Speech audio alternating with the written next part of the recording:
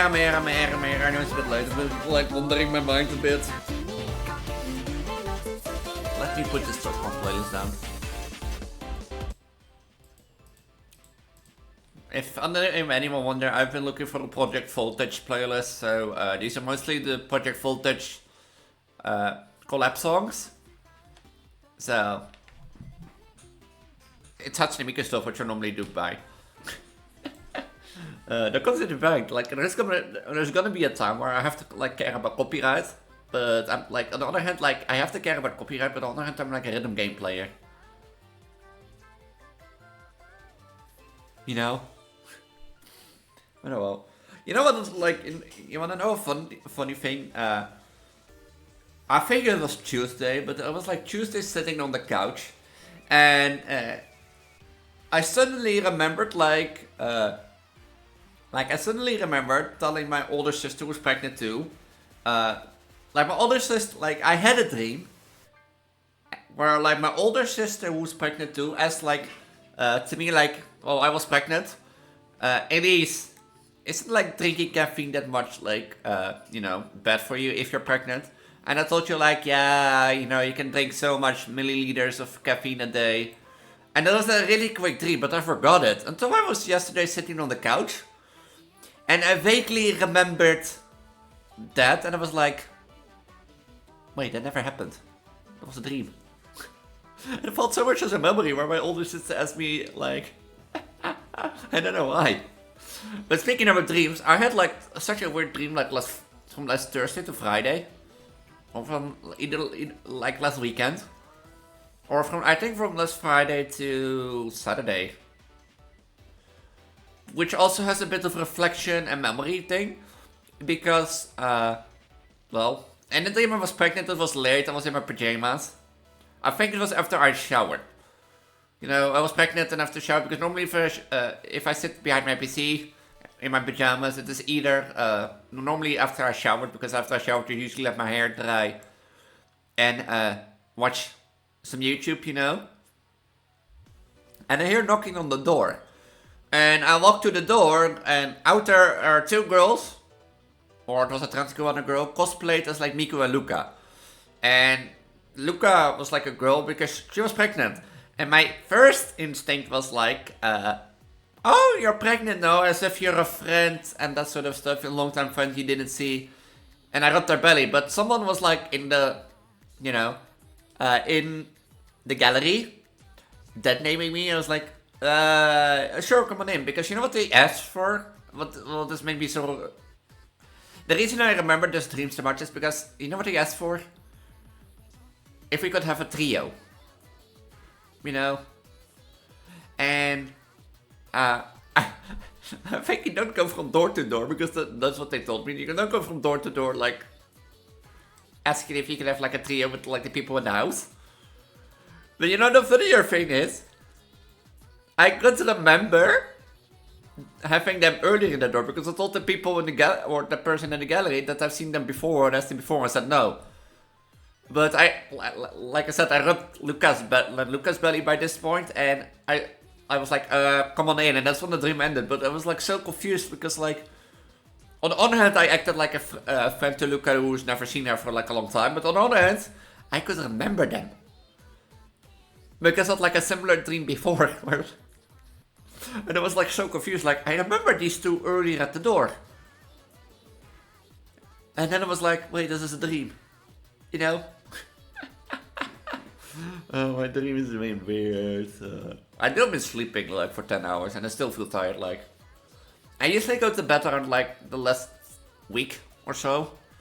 Like around midnight. And I woke up at like 9 out of 10 times. I woke up at like 9:40, like half 10. So I sleep like 10 hours and I still feel tired. You know?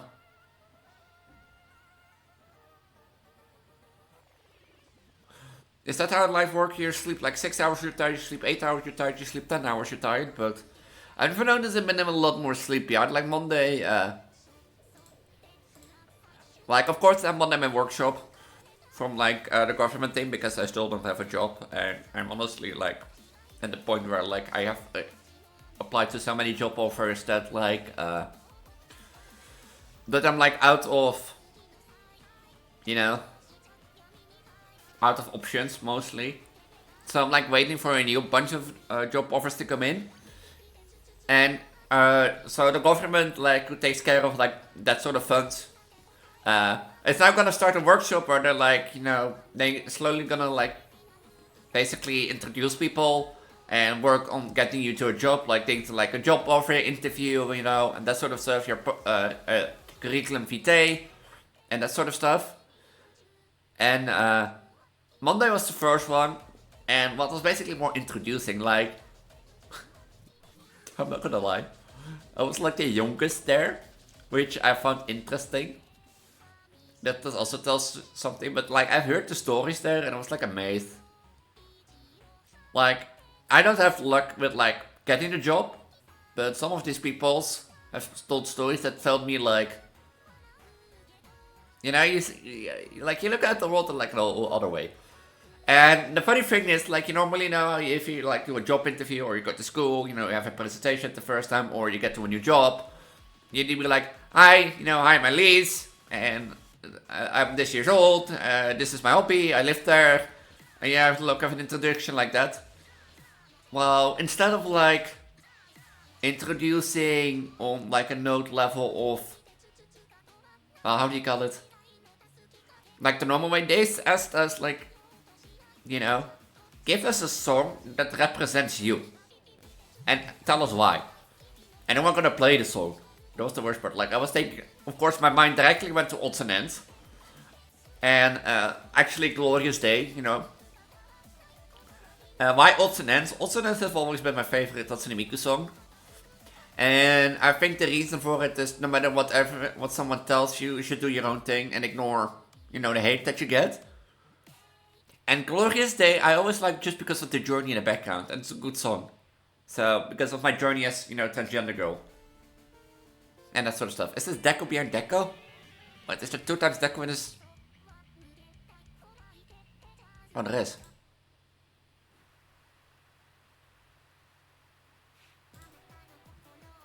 Oh, wait, I just now realized Shuffle's not on. Oh, well, let me...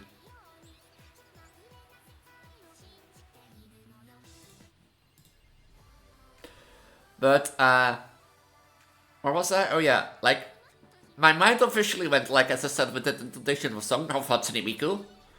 And with Odds and Ends being my favorite because, well, Odds and Ends is from, like, the perspective from Miku to Ryo. And how, like, Ryo grew as a songwriter and gets, like, a lot of backlash. And eventually, because of that backlash, decides to stop making Hatsune Miku songs, or songs with Hatsune Miku.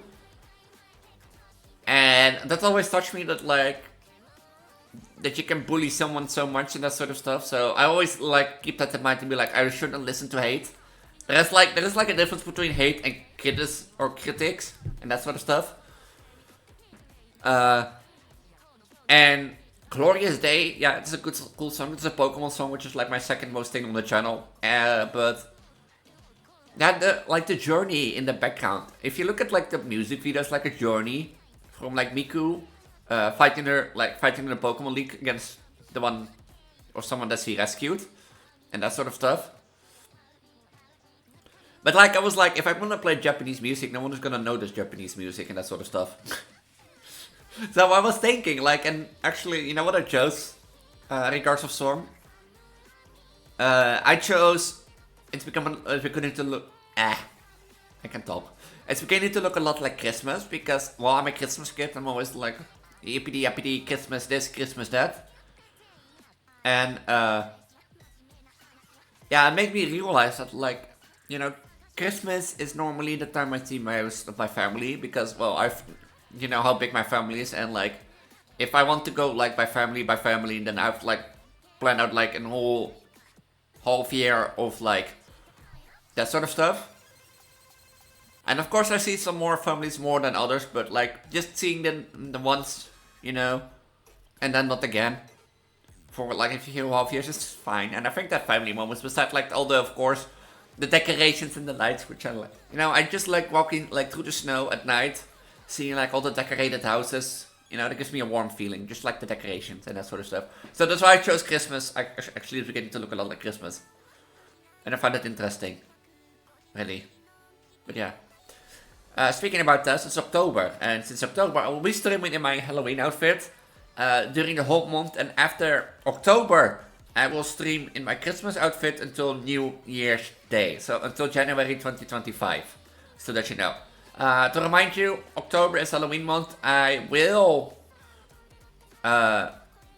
have a bit of a mindset in what I want to do for this year. This week is already set. Next week on Saturday I won't stream because of like Go Dojo, and it's like the first time in ages again since I lived here. So I might stream, I might stream not. I'll decide Sunday. The week after that, I wanted to do on Saturday at least Project Diva X again. Which leaves something. This is 2, 3, 4. I have to stream Black Ops 3 again one time soon during these months. That's one. But like, I wanted to also do Dark Deception, the last S level, and make it a long stream, just in general, and that sort of stuff. Yeah. But like, can you say that is it horror?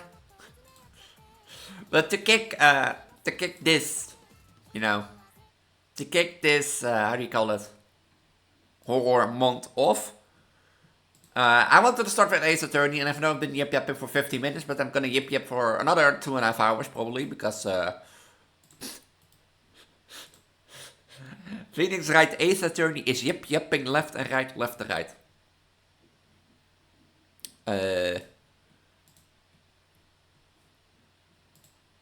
Is yip-yapping left and right, yep, left and right.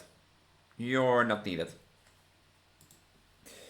But, I want to say something, but I forgot it. Like, I forgot what I want to say. I forgot what I wanted to say.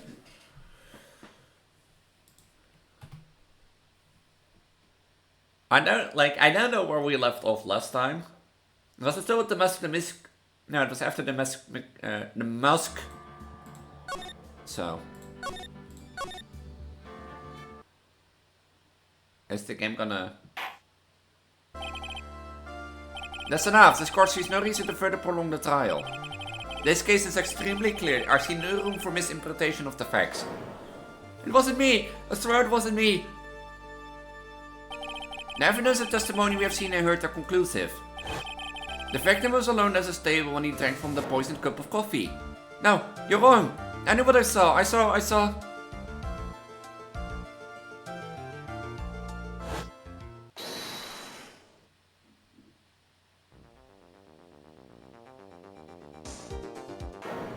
There's someone else there, a man. He's the real killer.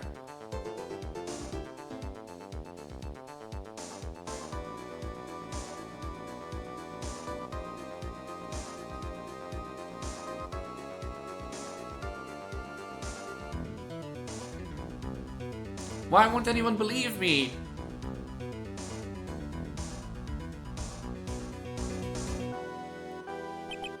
Well, I said that pretty much wraps this case up, wouldn't you? Mr. Wright?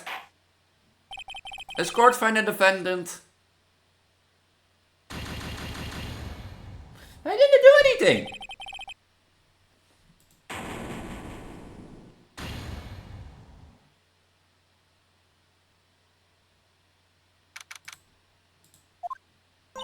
Ah, the start of the new year always makes me feel like I can take on the whole world. I bet it does, Maya. So, I've decided that the revelation should take the Zavri and take on the world, you know? Oh yeah, I forgot him. I don't want to remember. What do you think? Sure, whatever, Maya, but I think maybe you had more than enough Mr. Low cake. Never! You get to eat a lot of cake during New Year's. It's particularly a tradition. Yeah. Like watching the fireworks on TV or playing a board game. Hey, pal! Hi. Happy New Year, detective. Likewise. Now listen up, bruid. I wanna... Another fruitful year of law for police cooperation. Yeah, me too. Alright, pal. You've got some explaining to... Maya. Hey, thanks. Look, pal, we need to have a talk. Take a seat. What about Pony? I haven't forgotten the present, have you? No. I mean, yes. I mean, no. I did this with purpose. Haha, guess I'm busted. How did you like my first practical joke of the year? Very funny, pal. And now let's see how funny you think it is when I show you this. What is this? A magazine? I want to see. Deadly poison brings guilty verdict defense attorney right trounced. Trounced? Let me see that. The defense attorney gave an almost childish amateur performance yesterday. What the heck is this? It's a report, pal, about you. Listen to this. Mr. Wright must take full responsibility for ruling in this case. Well, don't tell me you don't remember anything about it. But I don't. When was this issue from anyway? December of last year, which I guess make it last month. Which make it old news, you mean?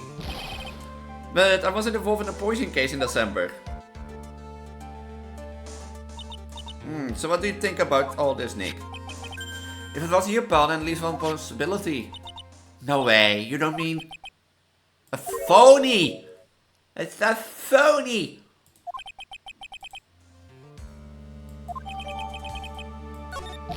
So what are you gonna do about it, pal? What do you mean I'm going to do about it? Well, it's your fault that the judge found the defendant guilty in this case. My fault? How do you figure that? Because the phony Rijk is super famous now, well maybe only sort of. Yeah, see what happens when you all the odd shorts starts getting too full of yourselves? Now, and then taking the case back to court, got it?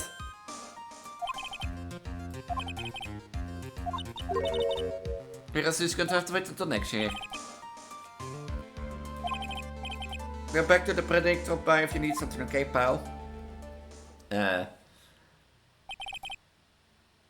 Nee, Phoenix right. If a client entrusted the case to me based on my reputation, I guess I'm kind of responsible. But why would someone want to impersonate me?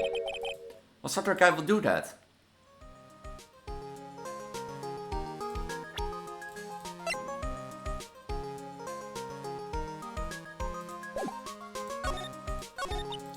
So what's the first move? Stop. Wait a second, the person behind bars because of you. Whoever is going to be jumping the chance to meet you, right? Hey. Like, one thing straight. It wasn't me, it was a fake me that did this. What if it looks exactly like you? You're phony. I mean... I hope not shredded. Het kind of name for an evil double is Xen Opfo. Anyway. Nick, I've got it. What's a twin brother? And the answer is no. Spoil sport. You mean? I mean, he was really worked up. Like a guy who just found out he's going to be a dad or something. Yeah, I guess he was acting kind of strange. Maybe he realized he got some strong feelings for you, Nick.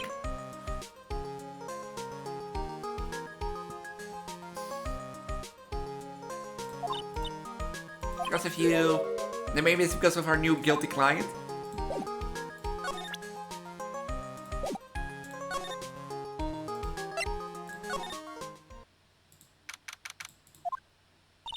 This is so nerve-wracking waiting to meet our new client. I wonder just what kind of person you treat and got found guilty. Ah! How could you, Mr. Wright? How could you do this to me? You put me in solitary. You've been able to stop crying. Hey, Maggie.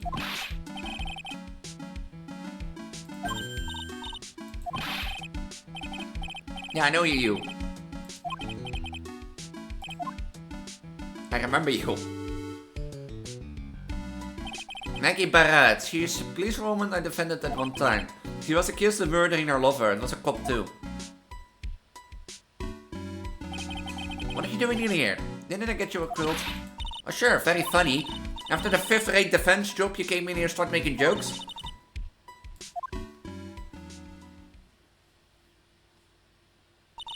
Oh, I see. So that's where we stand right now. I'm sorry you've been caught up in another murder. My whole life has been nothing but a whirlwind of bad luck and failures. But I don't mind what's one more disaster in my life. At least now the real Mr. Right is here with me. I won't let the rules keep me down, sir. So, how come you dressed like that, Maggie? Last year you looked so sharp in the police uniform. I was fired after that incident last year. I'm sorry. It's okay, I don't mind one bit. I enjoyed being on the force, but I think it was time for me to move on. So, what do you do now? In the second act of the life of Maggie Braid, I'm playing the role of a waitress. A waitress? Yes, in a French restaurant, in a small place, but it's quite fashionable.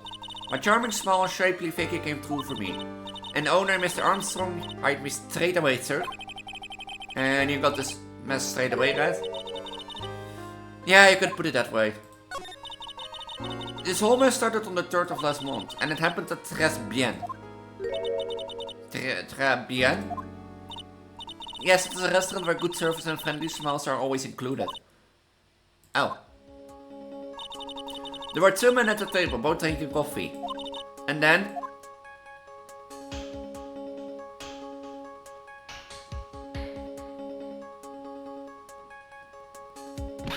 one of the men slipped some poison into the victim's cup. The victim took just one sip and was gasping for air. I was so shocked I passed out. Hey, hold there, Maggie. What? You keep calling the guy the victim. Didn't you know the guy was killed? No, not at all. I've never seen the guy before. Oh. Yeah, then I guess. And the other man, the killer, you saw him, right? Of course. A good waitress must be attentive to the clientele. So, you saw the killer. But you were found guilty of a crime anyway. How come? You tell me, Mr. Right?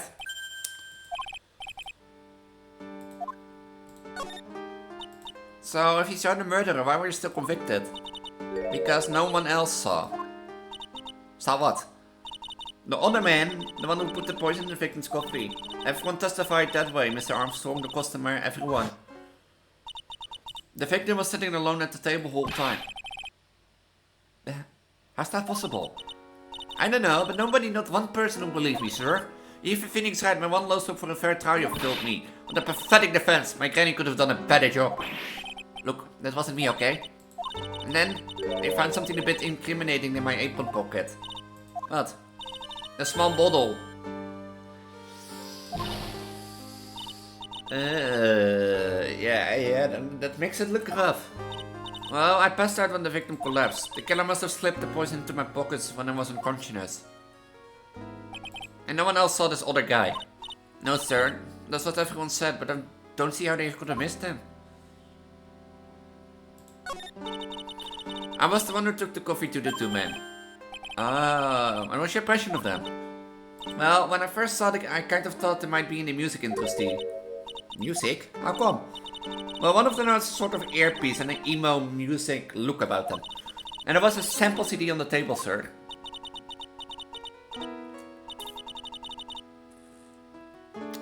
It doesn't sound like music business at all.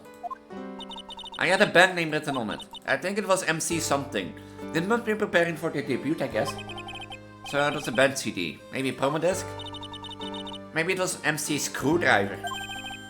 Get serious, man. Would you buy the CD of a group named that? What's the name of that group again? MC Hawks? Saw? No, MC... How about the killer? What did he look like? Oh, I don't really remember. Only that he was a young man, well built like the victim, really.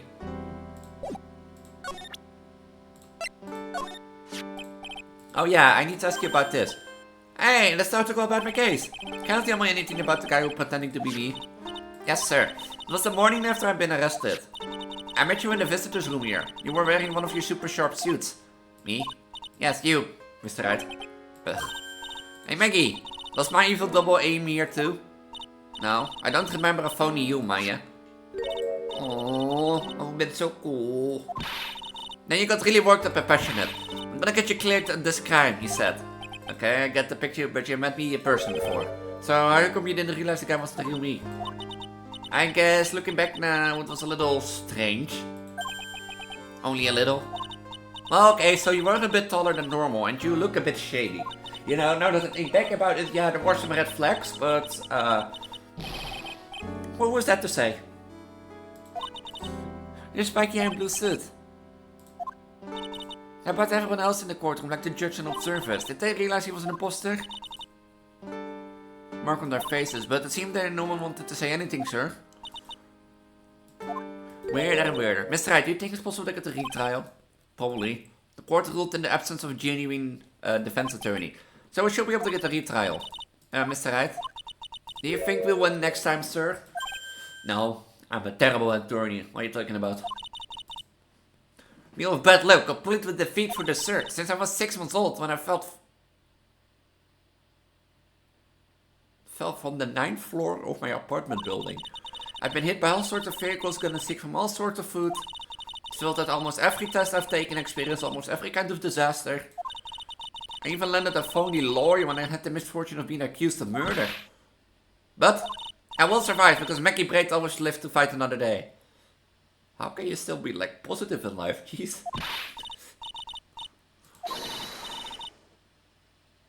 Yeah, if you have a passion like that, okay, I guess you can be like...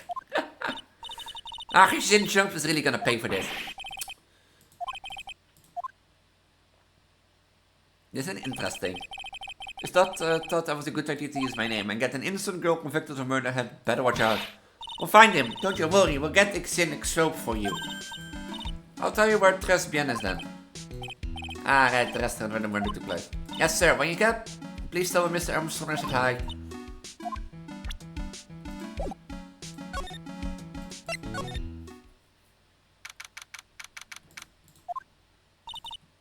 Age since he came down to the clinic, huh, Nick?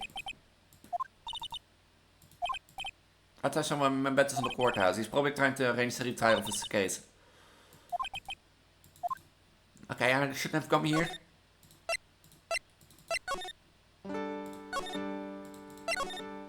Someone hungry? Let's go to Tres Bien.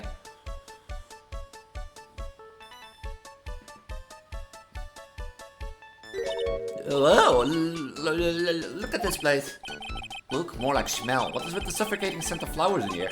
And again, girls like this kind of thing, right? Actually, I'm not all that into it. No one's coming to see us. Maybe there's no one here. Don't be silly, Maya. This is a restaurant and it's open for business. Hello, anyone here? I don't believe it. There really isn't anyone here. Perfect, let's get intrusive. If there's no one here, we can take anything we want.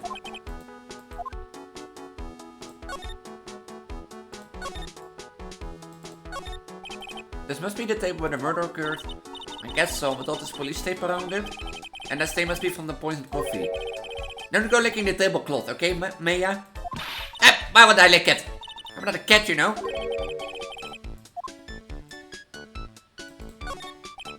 Oh, it's a beautiful winter wonderland out there. Really cool. I love snow. Let me see. Huh? It's not white. It's not even snowing. Got you. I was only kidding, Maya. Nick! There are lies that are okay to tell, and lies that are definitely wrong. Al weet je het wel stellen, neem je een beetje lie about non-existing white snow. This table set nicely, just needs a customer. I don't think this flower is, Nick. Let's see. Well, it doesn't look like a taupe. It's not a sunflower, I don't think. Duh! Even I could tell you that. Well, those are only the kinds of flowers I know. Dagnabbit. I'm a lawyer, not a botanist.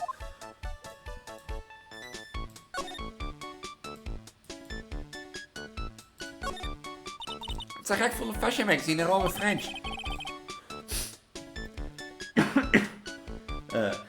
One day I was sitting to like an older person who had like a cough, a nasty cough, and I know the weather's been all over the place, and my nose has been stiffy the last few days, so I might, you know, I might get sick. And if I get sick, I'm gonna accept that I'm sick. I must wear work clothes, aren't I? We fit the way normal clothes every now and then. There's some stuff behind the rack. Looks like a sport paper to me. Hey, and look at this. Someone scribbled a little doodle on one of these pages. Oh.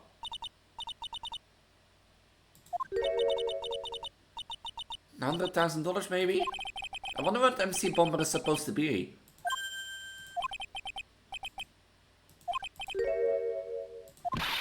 What?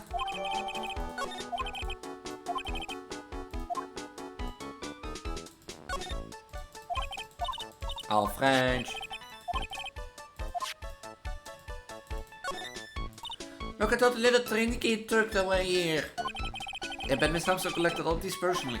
Let's see, a bouquet of flowers, some potpourri, and look, fine bon china cups. I never knew you were so cultured. Come on, Maya. This is common knowledge. Any Joe Schmoes knows this much. Look, it's one of those magical boxes that spit out money. You know, you're the only person who would ever describe a cash register that way. Is there some front entrance? There is a sign hanging on door in French. It probably says open or closed.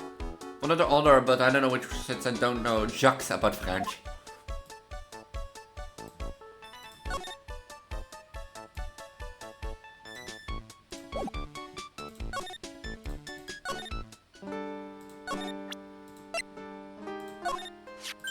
Oh, a sports paper. Let's see. Did Gordon Brown mention defend his heavyweight title?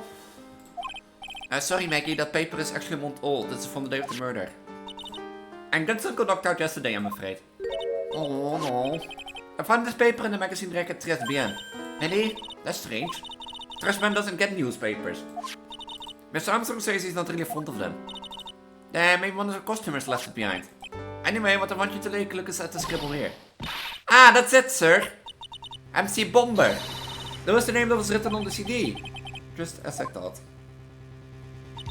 I guess it was Mac's screwdriver after all, huh? So that $100,000 must be down payment for a record deal, right? If someone gave me $100,000, I'll sing for sure. No, no need to give me $100,000. The Master of Kiran, or the Spirit Song, or even Maya's theme. Okay, Maya. So if the sample deal was on the victim's table, that means the newspaper must have belonged to the victim. You're right. So the victim left us behind on the day of the murder, huh?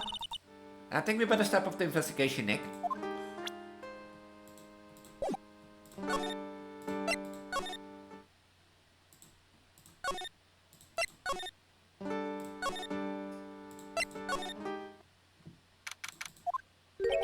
Oh la la, bonjour, welcome to la Tribune.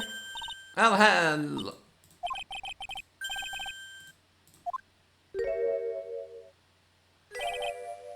Bienvenue, welcome to my petit restaurant.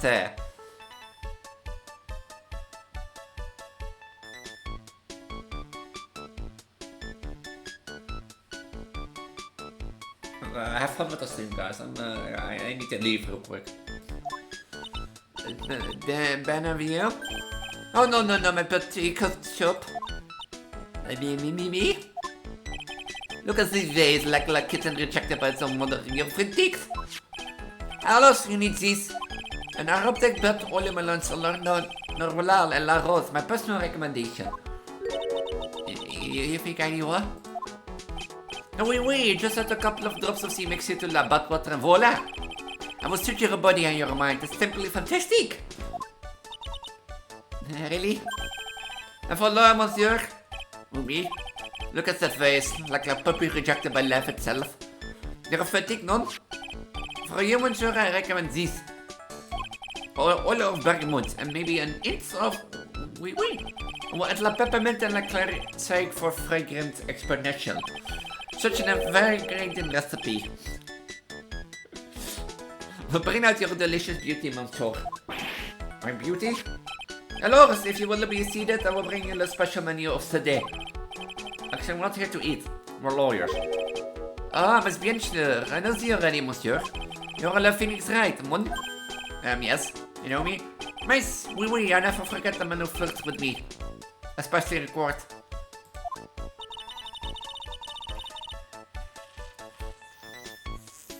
What's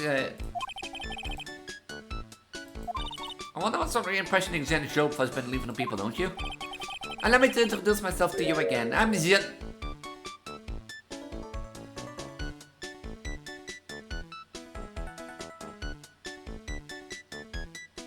Armstrong and Jenta.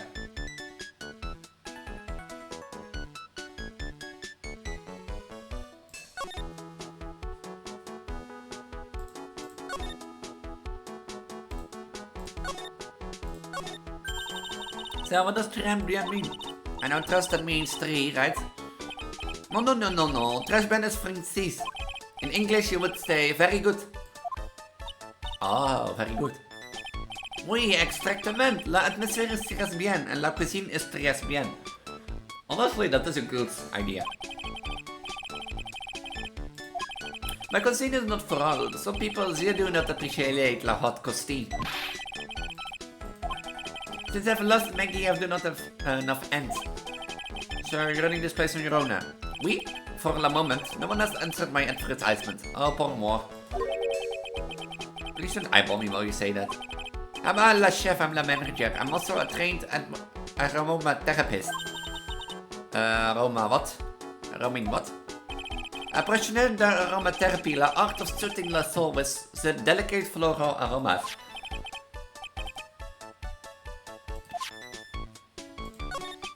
So, could you tell me what you know about the incident? Bien, I make me sad to remember it, yet I remember it so well. More than a month has passed since it happened. Let's make something. So, that was the result of last month, just after 1 in the afternoon. A man who was in air for a coffee suddenly became ill. Because of the poison in his coffee. Yet, as truth as I know, it was Maggie who took it to drink it. I was in the kitchen. I heard the sound of someone collapsing. When I came out to see what it was, he was already slumped in his chair. He was dead? Mon Dieu, oui, he was dead. Maggie had passed out also. And this man who died, was he alone? Oui, mon Dieu. All alone. And then said Maggie said there was someone else, but... I see. The police asked me many times.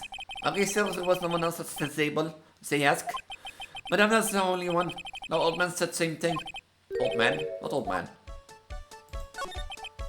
So who's this old man that you mentioned? At the time of the murder, there was another customer in here. And we, as usual, came alone that the day. At the time of the murder, he was, saw too. But it's that same thing, there was no one else at the victim's table. But Maggie said there were 2 people. Miss Madame as well. The lawyer couldn't prove so on. But the lawyer was me, I suppose. That's bien sure. Wow, he's the first person who said it wasn't me. Don't count yourself, Nick. That's not make you stuff up.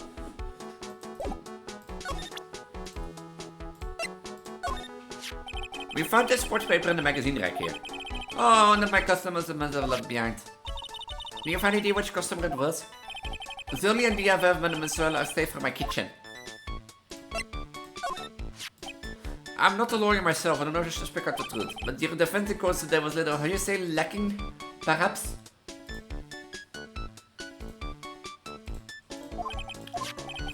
Even a Frenchman who cannot speak any English could have done a better job. You are very good though, we so handsome. Every time you open your mouth, the old corpse starts staring.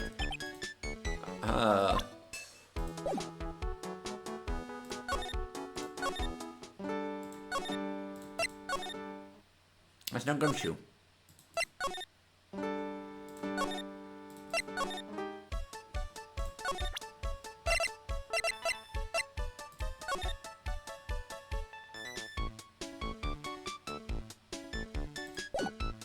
It looks like Master Cake now that I think about it.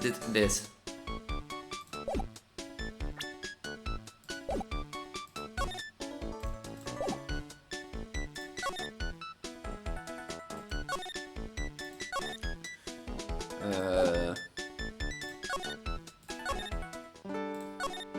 I done everything to you.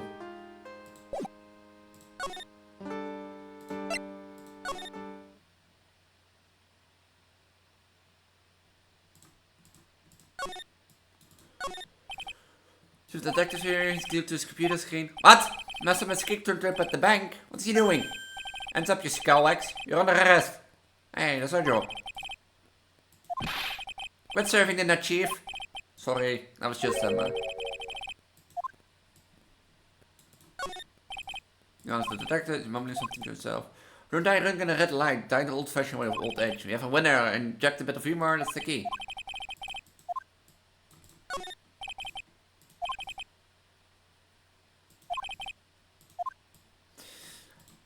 I was thinking now that I think it is like one thing that I didn't do in like TS brand.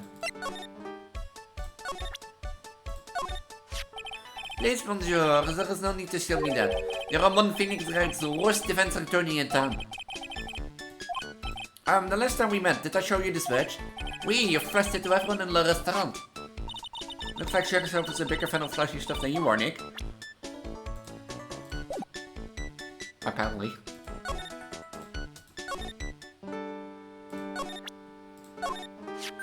The badge! Is it real? Of course it is real. That's what they all say. But I've been duped before. Give it to me for a sec. Ah! She bit into it. And I left a few teeth marks too. I can see that. I just wish I could remember if that means it's real or fake. I said it was real. No? No, there's no guns too. Did I miss something?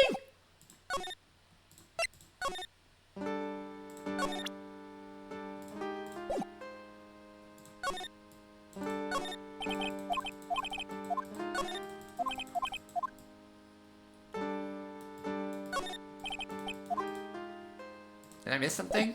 I guess I missed something.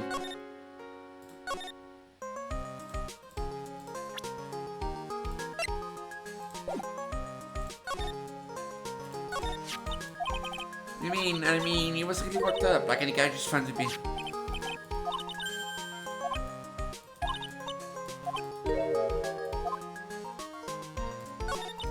So that was the first move, I guess. Down to the dog.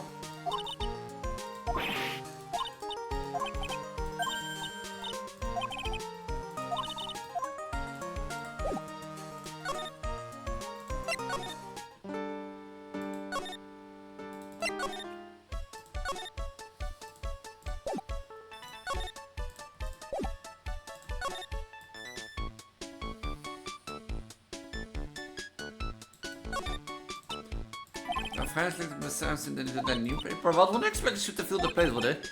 Why don't you try wearing something more?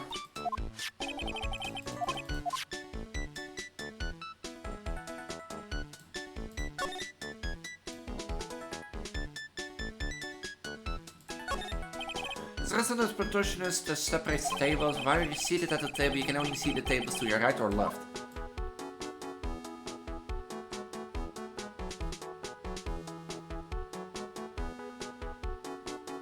Is it sure that I didn't miss anything?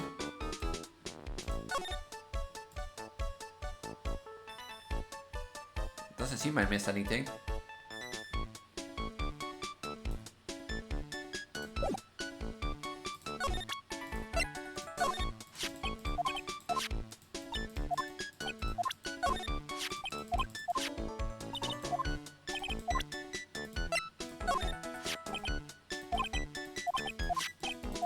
Also seen in this. What did I miss then?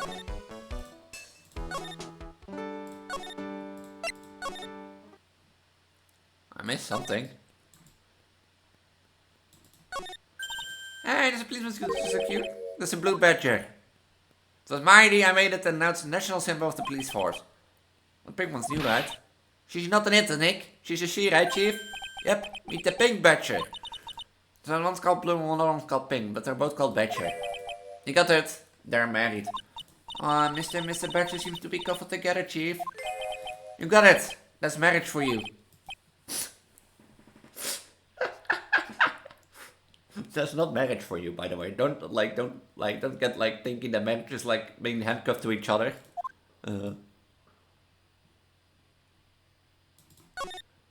Positive, please survey. No, that's the last Babes in Uniform calendar, my bad. The Babes in Uniform, of course.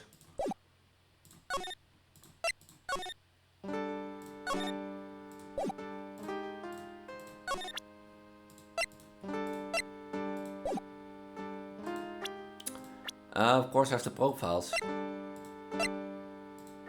I can't show profiles to her. Can I show profiles to, like... Oh. Maggie was a policewoman once in a ship, yes? Yes, but she had to quit for reasons beyond her control. Wait, she was a suspected in a murder investigation, no? Oh, you know about that? That's the way I gave her a little perfume from the happiness. Happiness perfume? Oui! Blended from brick mods like I've given to you before. But she's been arrested again. I found guilty this time. This is true, a natural aroma of unhappiness must have been very strong. This message, your perfume doesn't work. And I'm surprised she was La Prime subject. After something like that took place before my eyes. Something like what? Does mean Maggie did have a motive?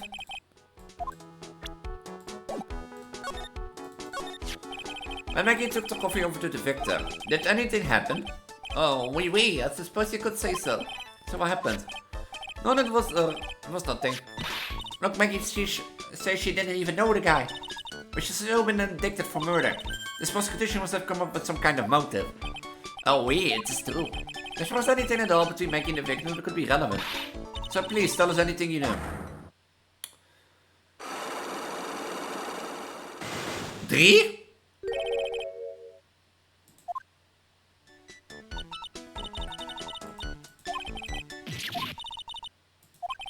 The Magmenta, it's gone, huh? I had it in my pocket, but it's vanished into thin air. What? But I could see the silos. Maybe that means the Magmenta nearby? Mr. Armstrong, could I just confirm something with you again? The table where the victim was sitting. Was anyone sitting there? Yes, it's a question you would have to ask me yourself. I'm... Lowell man spends all of his time in Densla Park. Oh, a park. What's Park that? By the restaurant, it's called Vitamin Square. Your voice is up here, my dear. Stop doing that, stop. Wait, I lost it. Does that mean...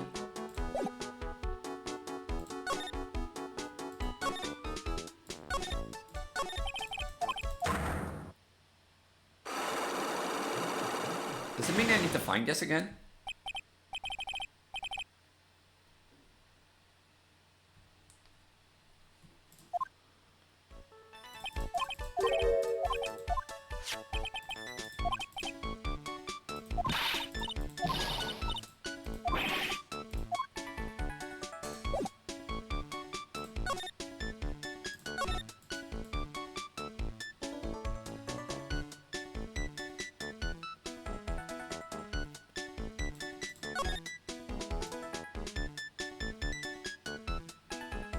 Seems to be nothing here.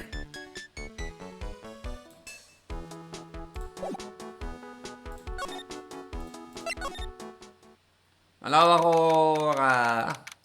Oh, it's literally... Oh. That's life. So this is Vitamin Square. Yeah, I could say... you could take that literally. You have a new name. And that'd be it. Don't say it's vitamins. Or don't say anything French, because,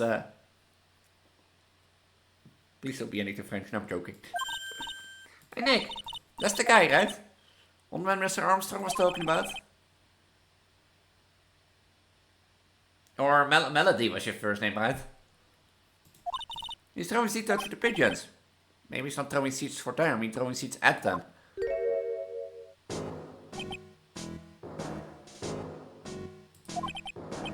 My groupie just had love was just bereisted. I know it's at them, sir, but like, do you have like a nose infection or something?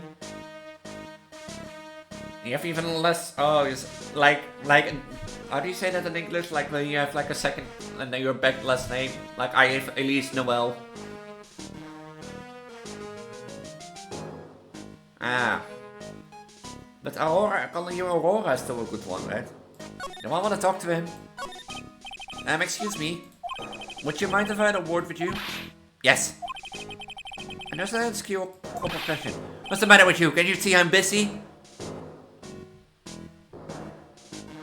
Yeah, I know. You probably would. I would have guessed.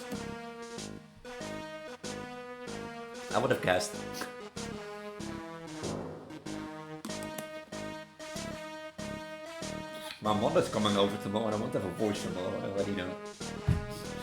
My mother comes over tomorrow and be like, "Hi, Mom, how's life?" Yeah, I think Aurora, because that's been calling you the last few times. So you don't like my seats, huh, pigeons? Oh, what did this pigeon do to this guy? Go on, eat this!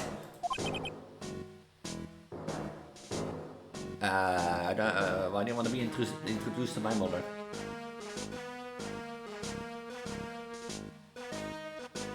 Like, if I say I have an online daughter, I think my mother is gonna look really, really weird at me. Like, my mother worries about me already, like, a lot, and if I say I have an online daughter, I think it's too much. How am I supposed to introduce you? Yeah, like I'm not trying to make it like saying no, but like, how do you introduce an online daughter?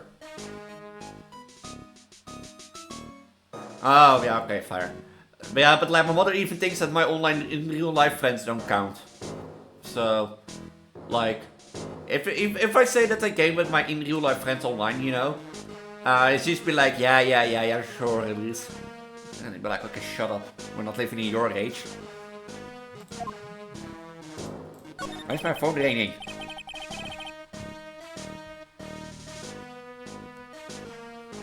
Excuse me, sir, can you ask about Maggie bread? I don't know any Maggie bread. Yes, you do. Maggie bread, waitress at Transgender. It's a disgrace, I tell you, another disgrace. But I could introduce you as friend, but like my mother would be like, who's Aurora?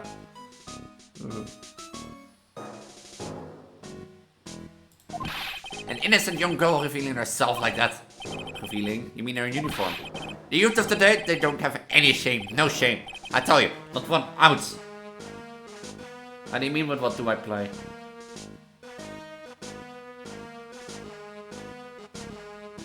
Like with mouse or keyboard, controller, my feet. I don't know.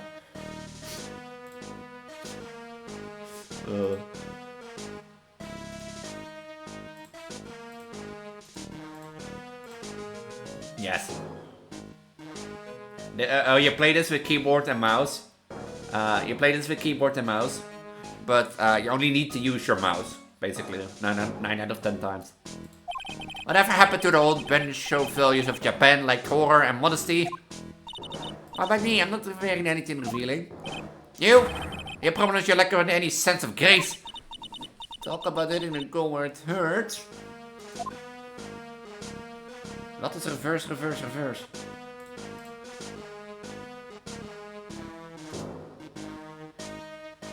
I can't. I'm using only my mouse. I am only using my mouse, so I can't invert that.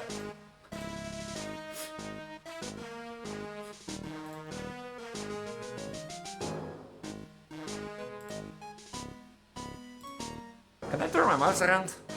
Can I do it?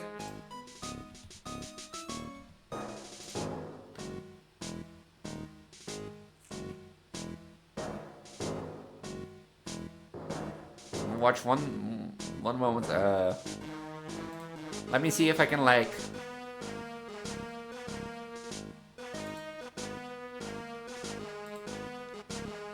Let me see if I can like turn it around. Nah, I'll give it back because I only use the mouse. How do I get like to?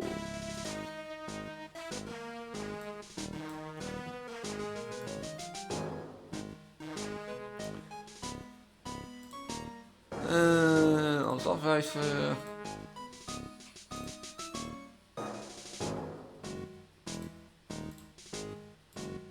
You should have it back. Did you go to Trash Bien a lot? A miserable excuse for a restaurant? The garbage they serve and there is not food. Where's the sushi? The tempura? The rice? Trash Bien is a French restaurant, sir. Where do you think we are? Boy? In Paris? I want the real food, not those snooty snacks. And what about those shameless girls? You mean the waitress? You can see all the way up to there. There. Yes, the waitress. They're practically naked. It's a disgrace, isn't it? Well, isn't it? Listen, it's not my restaurant.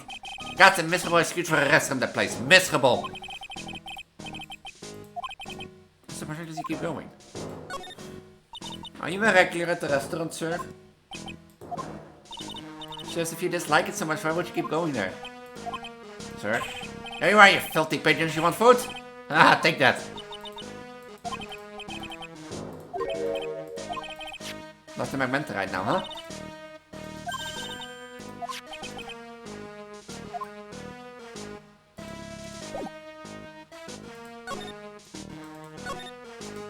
If you use loose sandboxes like this, you wouldn't believe. Really? You? Sure, finding item fillings in my sand was a magnet was my favorite thing to do. It's my ambition to collect every single shred of iron in the sandbox. Such a kid back then. So, the magenta is in...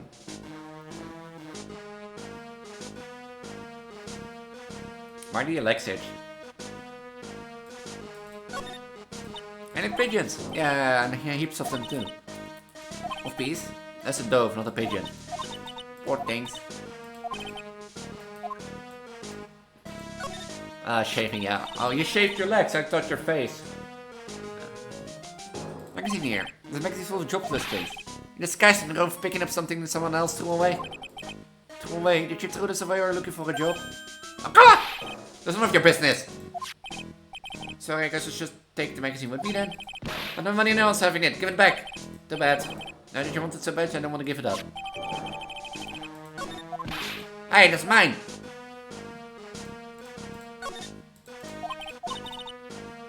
Part of cold in winter, fun during holidays, you're sick in bed, you know. You don't have? You're lucky.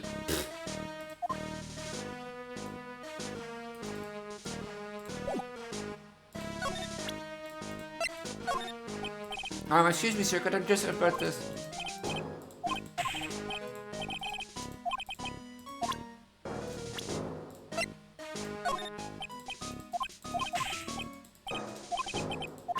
I mean, you're in the age range.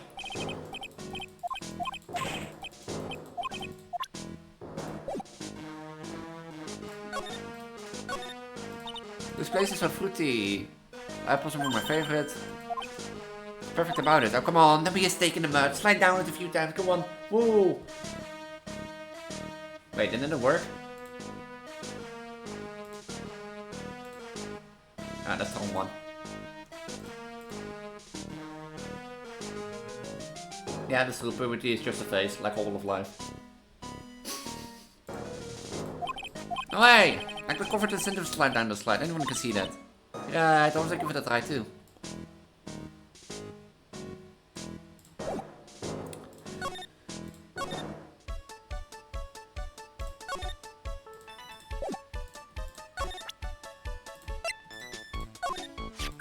Mademoiselle, yes? Are you looking for a job? What? No, I was just... Let me see, your style is a pure different, but you have a good face. I get why you like women. If I see this guy, I'll probably be turning lesbian too. Different? Valentine's, you have a past, I will hire you. Bien, come with me. I will teach you everything I know. See what I mean? See what I mean? My nose begins to get stuffy again. Nick! Help!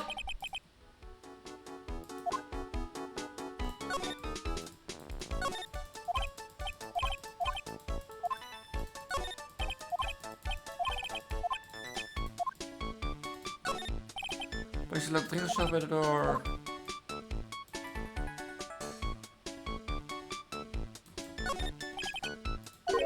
There's something to get in there, and if I go, gonna get it out.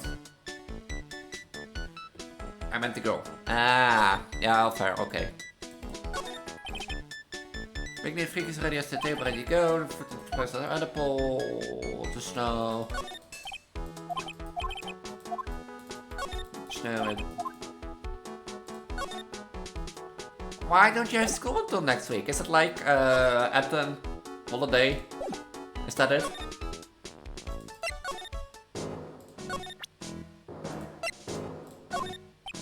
Excuse me, sir. Don't put this. There you go.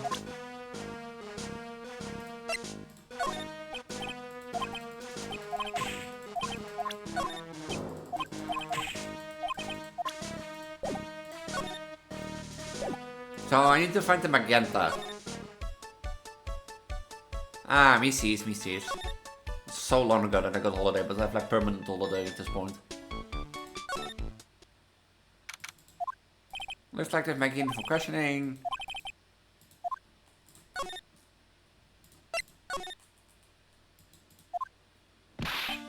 Oh, Paul, have you found the evidence yet? Is one gonna find her innocent? No, not yet. We only just started our investigation. Well, whatever you need to know, I'll give you the dirt on it. Yeah, one more thing. The trial been approved, court sitting at 10 AM tomorrow. Oh yeah, Halloween. That's also coming close. It's almost 2024, I hate it. And Goda's gonna be the prosecutor. Oh, him. Now listen up, pal. If Maggie's found guilty again, yes, I'll make sure you get locked up for good for it. Okay, calm down, don't shoot. Maggie Brett, huh? Yeah, back when she was on the police force. You were her mentor when she was a rookie, right? Yeah, I kept a close eye on her. I mean, not too close, you know. Hey, what's with the funny looks, pal? I was thinking like... yeah, I meant totally. I was just checking if you guys and girls were awake, you know? I was totally, not mispronouncing things. Look, sure, I was her boss when she was doing her training, but that was it. Nothing happened.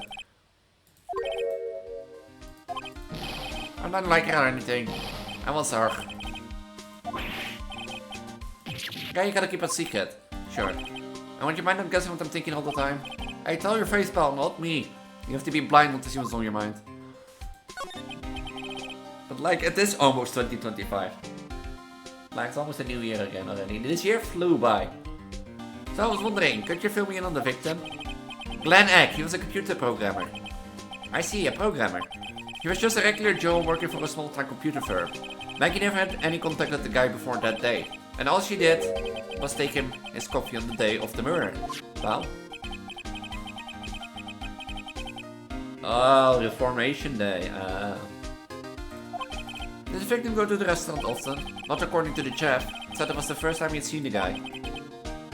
I'm supposed to go to Maggie have killed the guy like that. That's what I thought. But the motive was still somehow established in her trial. You're kidding. What was her supposed motive? Sorry, pal. I'm real busy. I haven't even got enough time to sift through these papers. This is really a proper investigation. I'm kind of working on it by myself. The judge already ruled on the case and all the evidence is in already. The only problem is with Maggie's testimony. Yeah, doesn't sound very good for us, huh? Look, pal, I got a mountain of papers on the case to look over before tomorrow. So I'm just gonna say this. Maggie's bride is no liar. Also, the one advented on the 1st of December this year. I'm not gonna lie, like, we have a holiday like St. Nicholas, which is basically for the kids, you know. And normally, like, food and candy for that comes in September, but you have already, you know, what I've seen lying in the stores. The advent calendar for Christmas. For Milka. She's okay, so she's a bit out of there, a bit of base sometimes, but she was a good cop.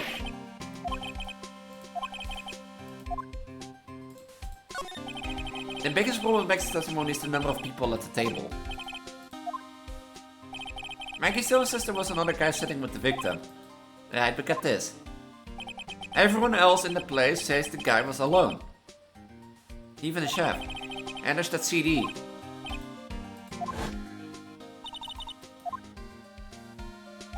But our guys turned that place upside down. There was no CD. Not on the table, not anywhere in the whole restaurant, pal.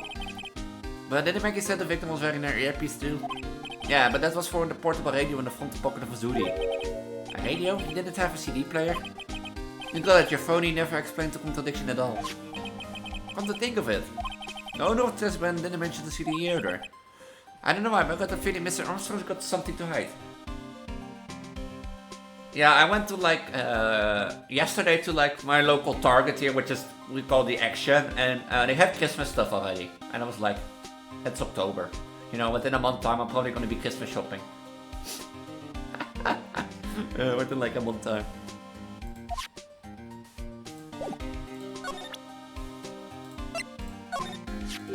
What's that? Sports paper, yeah. I found it in the magazine Transgender.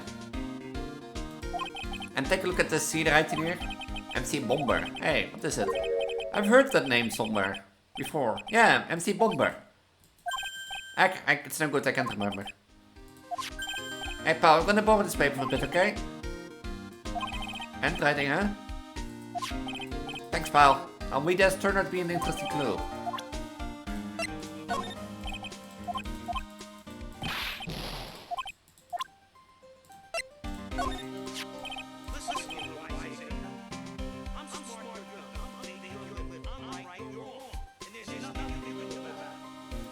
You're calling me small and little? One detective knew your defense was, and what did he say? He started by saying I'm completely lost for words, but he must find something quick because he went on about a Vtuber for an hour. So much it seemed like we're trying to get Maggie found guilty.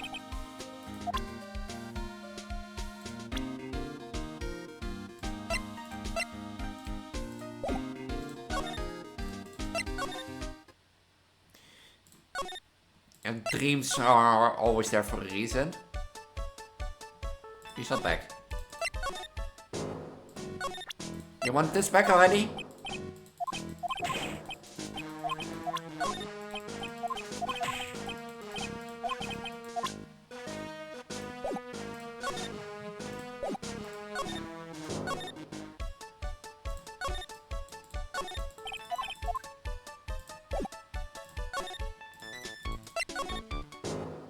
I don't want to talk to the Japanese old crazy guy.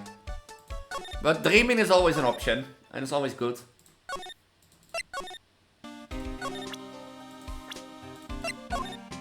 What do you make of this? Sorry pal, blah blah blah. We're going to see Maggie? Of course I have, but I wasn't much good at consoling her. I'm not very good with words. Oh yeah, I guess I must have looked a bit down. Maggie was really supportive of me. It was great to have someone to talk to. Did he go for her or for himself? The chef of Transgender. You know what the chef said to me? Oh la la, your body is full of la toxins. And then he gave me this bottle. What's in it? I don't know. The label says juniper. I'm under orders to put a few drops of it in my bath every day. Under orders, yeah, you know. There's something about that lady. I mean guy. Can't give me breaks, it's not my type. I mean... He's involved with the case somehow. So what exactly is that caught your attention about the chef at Transgender? It's kind of hard to say. The guy's probably not even connected with the case anyway. Come on, detective, did you say you give me the dirt on anything? Well, the sort of stuff is kinda unimportant gossip stuff, you know, pal. Look, how about this? You go to the trash bin and investigate the place yourself. And if you find anything suspicious about the guy, you report back to me.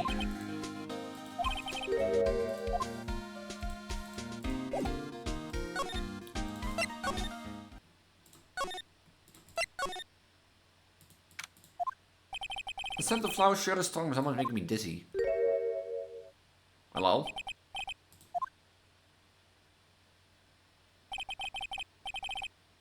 Hello? Okay, goodbye. Was nice knowing you. Welcome to the interview. Oh, hey, Maya. Oh, it's just you, Nick. Maya. Well, how do I look? Maybe I should quit being a spirit medium. Maybe it was kind of boring being a waitress. I mean, you're my first ever customer. Oh. Since you're here, you might as well have something to eat. I'm kind of hungry, actually. Do you still like her as waitress, as maid?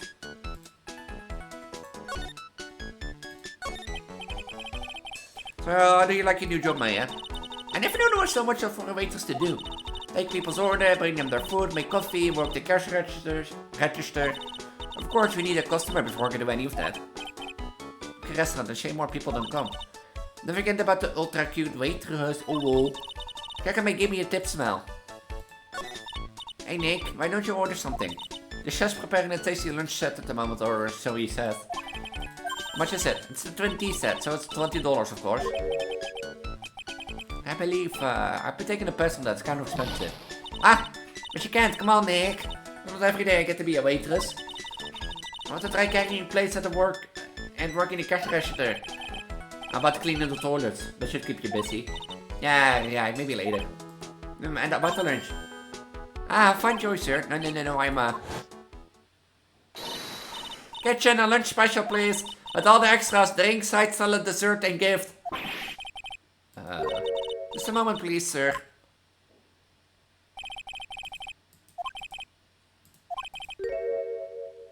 $45. Just like Maya. Sorry to keep you waiting, sir. Here you are, our deluxe fortified lunch set. Wow, a dish inspired by the lobster roll fricassee with the balsamic fin de grazie. Bon appetit. Thanks. Come on, Nick. Hurry up, it's right already. Well, are you hungry, Maya? I'm starving. Here, that's yours. Really?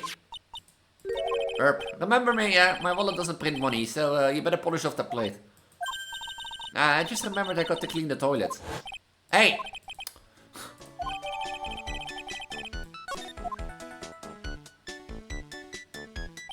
Oh, this guy managed to make good food taste so bad. Hey Nick, you want to take a peek at the kitchen?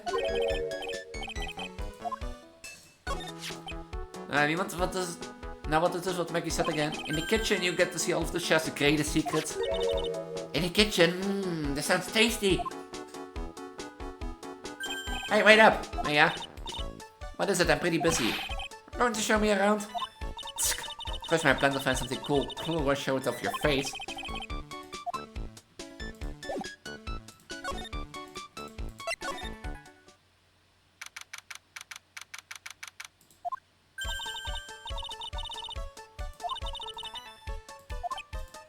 There is a weird atmosphere here, that's for sure.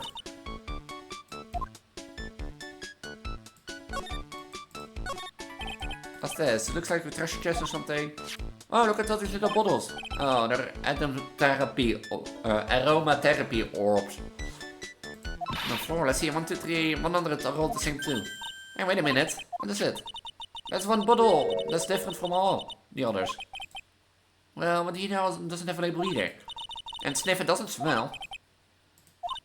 Nick, we should borrow this. I mean, look how many bottles you got. You won't miss one, Wally.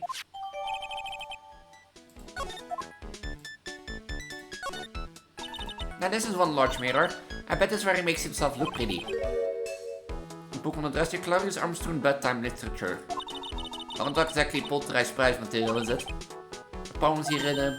Poems, cool, read one out. And say your best French accent with intensity, okay? Okay, here's one. It's called Printemps. These two of them, like actors from a film, see coffee still under and drunk. Sweet nothing over too soon, on that sad Sunday morning. The foolish cocktail so delicious. Takes the last sip of your tea and I know what I will do. I must lie to you. I must. That doesn't sound like a poem. This doesn't sound like a poem, that sounds like a death threat. Yep, it's a poem for you.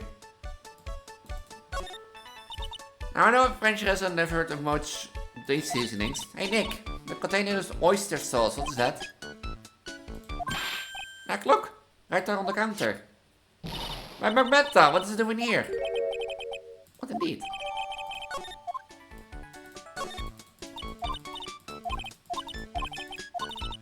You don't actually need a sharp knife, one of those, Nick.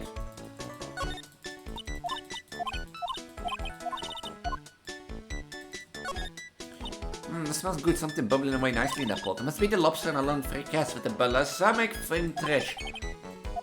Maybe, what you ate is only French dish I know the name of. I don't know, but they give a place a real homey feel, don't they? Lace curtains. You know, if I was a cooking pot, I'd be perfectly happy to sit on a shelf under those. I think we got everything.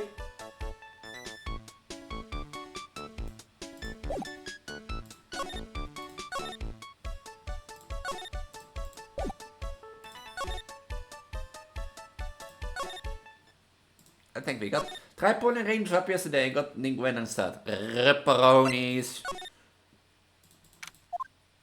Ah, you're here just in time. What is it, the touch gumshoe? The laptop cap got me back to about the newspaper you gave me. And how is life, Zelda? You must mean So, what did they say? Did analyst turn up anything? He said the doodle was written by the victim Glenn Elk, no doubt about it. The victim took the paper with him to the restaurant on the day of the murder.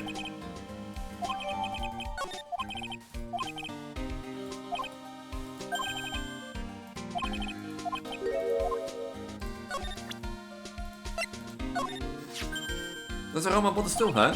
Only this one doesn't smell. And are you gonna now pull again? Because if I remember correctly, weapon banners in Jensen, I have to sneeze. Pull up.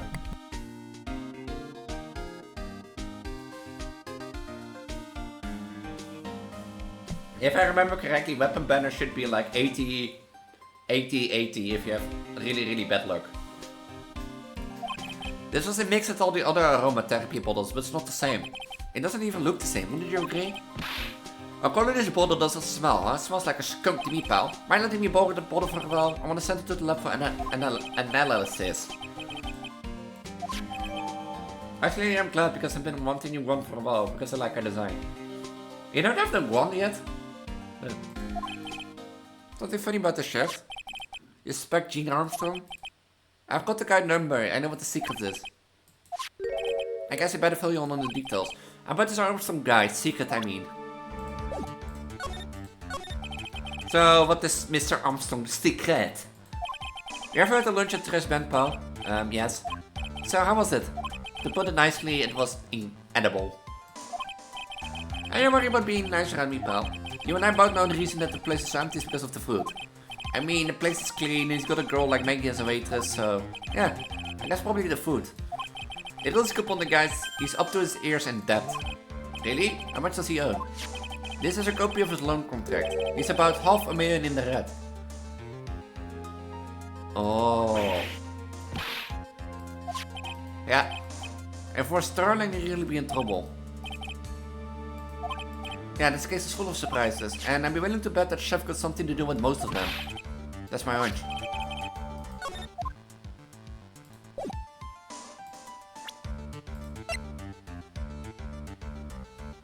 Tenderlander. But we have like $500,000 in here too. Because FTB means I will save my points more because I'm the trickier soon I get it. I still, you know what I still don't get? I was for sure I had like guaranteed pool. Since the last time I played Jensen and I wanted the new girl and it was like, and then I got the gold pool and I got Chi-Chi and I was like, okay, screw you game. And then I stopped playing Jensen again. Because I don't know why.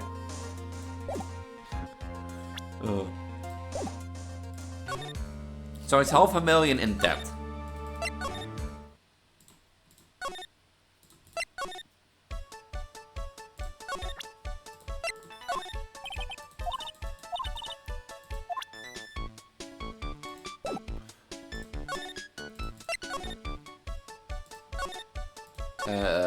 That means I need to go to... Ah, there's a scooter.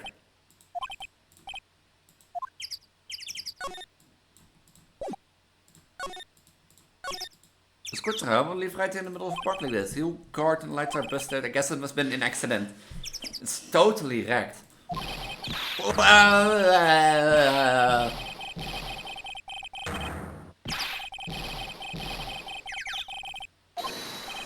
Man, what do you think you're doing with my bike? No, it's just... You've been messing with my new ride? Is that what you've been doing?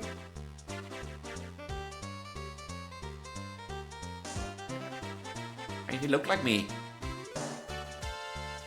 But are you really... Like, the only time I spent that money was on Ayaka. And I still regret that to this day. That was $80. Because... If you want, like, for all the people that come and watch here and re-watch this and get to here, if you want one advice, never spend on gacha games.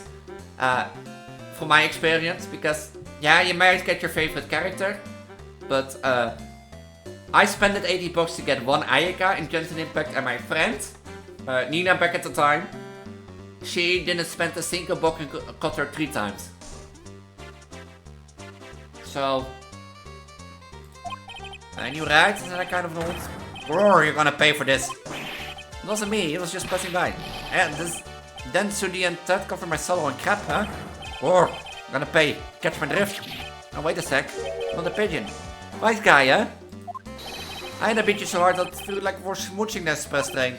Uh-oh. You better watch your back. This ain't over. I'm gonna round up a group of lawyers and then you're gonna pay. Actually, I'm a lawyer myself. What do you say? I'm Phoenix Wright, attorney at law. Phoenix Wright? You say you're Phoenix Wright? Yeah, I mean, so you're a Welsh guy too, huh? Because I'm Phoenix Wright. The one and only. Oh. What? On my way, I got a cruise. He's gone. Surely the guy wasn't my phony, was he? Wasn't anything like me. Guess I ben ik not the scooter. God, pathetic. Oh, it's you. A few tats from a little brat like that, and you look like a pigeon that's got seeds in his eyes. Have you been here the whole time, man? I was in the strawberry, had some thinking to do. More like some cowering to do. Are you a regular at the restaurant, sir? Just if you dislike so much, you will keep going there. Sir?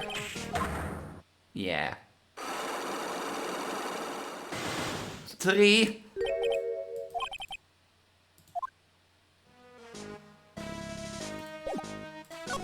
Can I prove he was there? No, I can't prove he was there.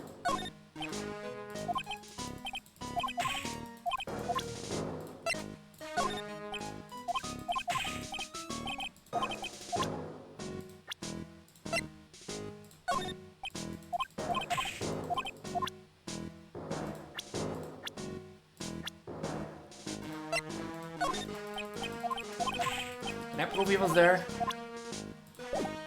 You know.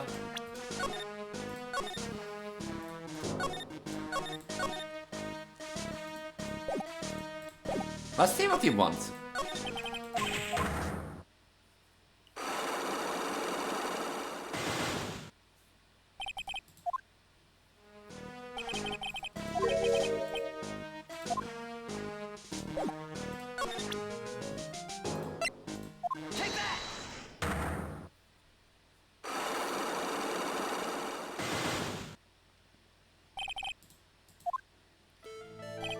It's time you told me the truth. Why are you a regular at restaurant that you dislike so much? Isn't it obvious? People only have one reason to go to restaurants. To eat. To eat? Is that the whole truth? What do you mean? I don't think he goes to the restaurant for the food at all. You're in salad bread, how dare you excuse me? What proof have you got?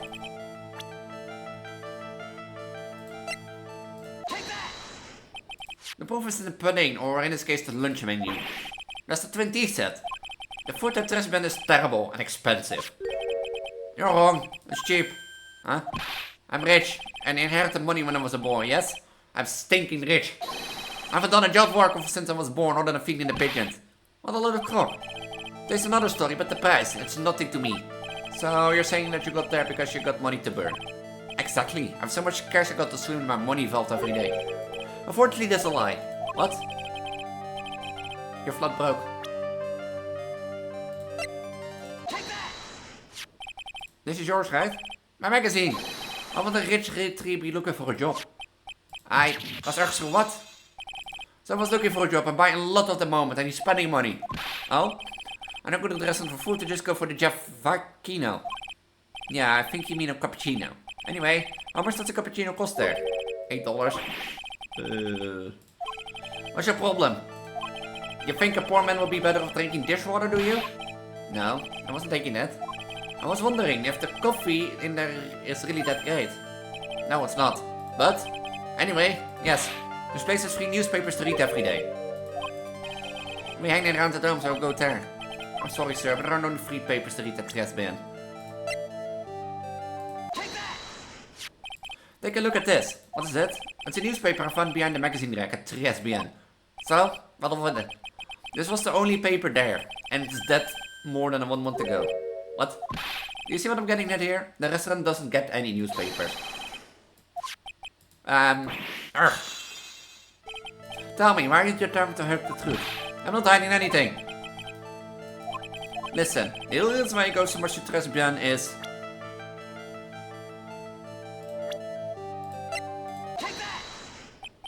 What are you asking me about the girl for? She's a waitress at Transgender. Therefore, the answer to my mystery of why an old man would drink expensive coffee at a terrible restaurant is the waitress. Don't do it here because you want to look at the girl's face, but at her outfit. That's the truth, isn't it? You became a regular terrorist because of the waitress uniform. The uniform is all you can think about, isn't it? I can take it. The waitress was yours. Enough! Please! No more! Stop saying the word, stop saying waitress. Stop it, stop it, stop it.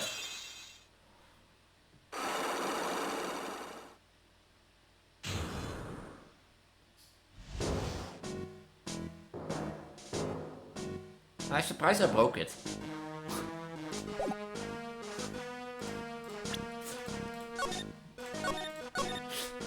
Oh, I'm surprised I broke this. Sir. Yes, it is true. I was there for the young girl. Find someone dirty and wicked, sinful old devil.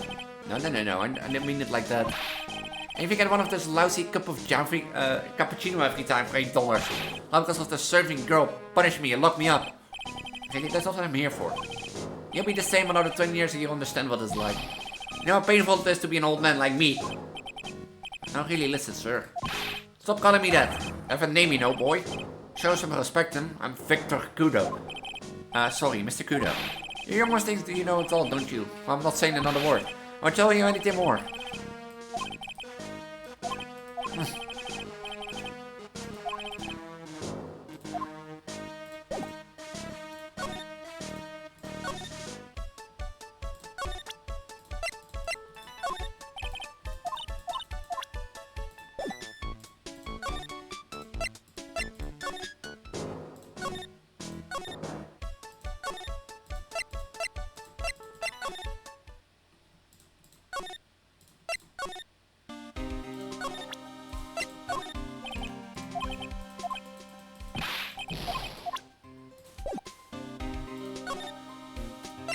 Did I miss something?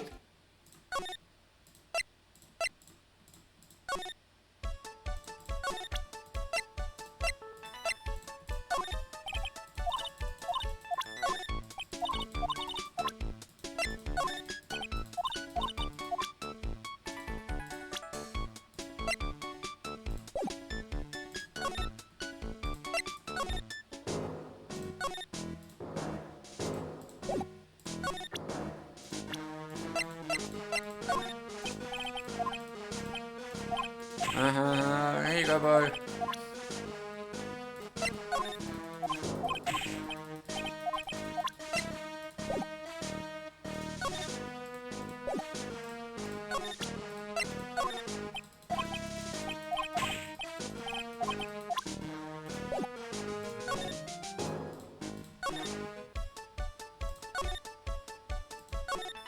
Did I miss something in the kitchen? I got everything right.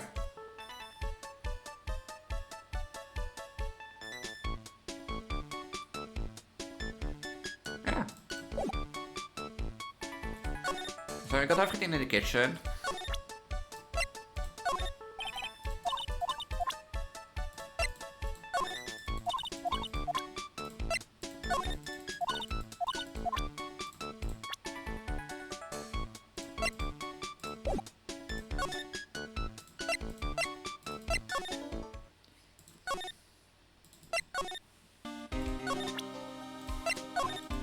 Didn't know anything of this. It looks like one of those crunchy old man types. Yeah, it's okay though. I don't mind guys like that. But if he's involved with this case somehow, that's a different story. I'm sure. Here's a tip for you, pal. If you want to get information out of a guy like that, you're gonna have to find his weakness and try to get under his skin. His weakness? I wonder what that might be.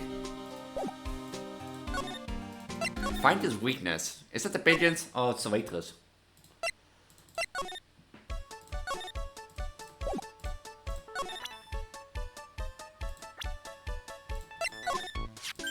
Oh, it's the old man. Is he still feeding the pigeons? Yeah.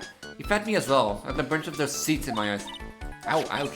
Hey, Maya, would you mind coming with me for a while? Me, why? There's something I really want to ask from the old man. Sure, okay, just could change. No, hang on. Can you go like that? I guess.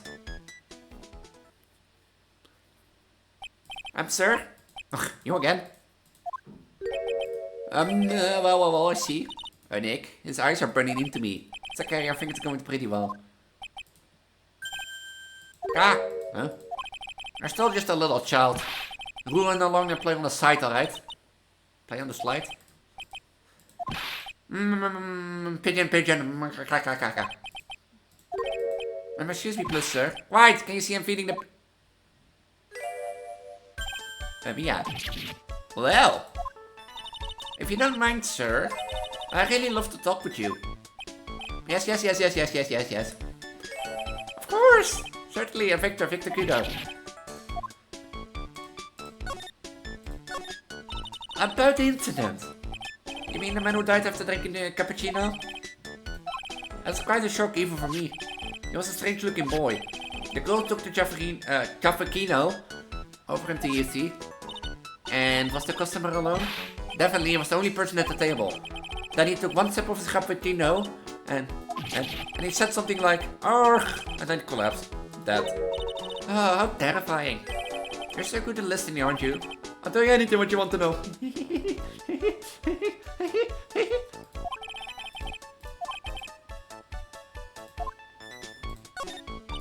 Would you like the food at your restaurant? Of course, I'm really quite a sophisticated man. I was a young businessman, you know. I set up a casino in London. Really? How interesting. Eating the food at the restaurant really takes me back to my days in France.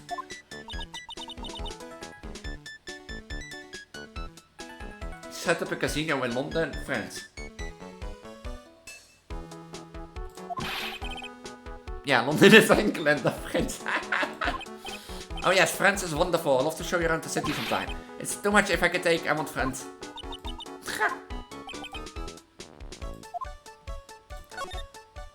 You visit Transgender a lot, don't you? Of course, I mean, yes. I'd like to come and see you there. Really? Oh, you flatter me so. The owner would be delighted to welcome you, I'm sure.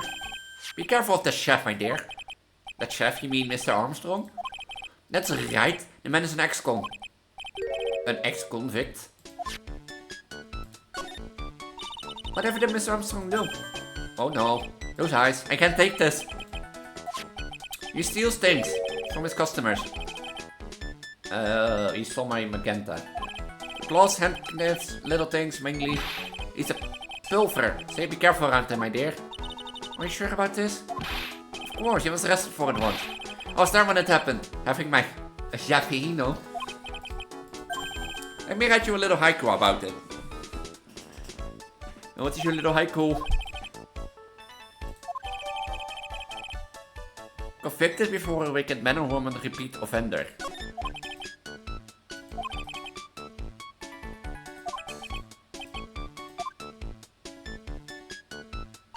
Okay, Phoenix. That's about as much as I can do to help. Thanks, Mia. Honestly, I can't believe my dress is like this.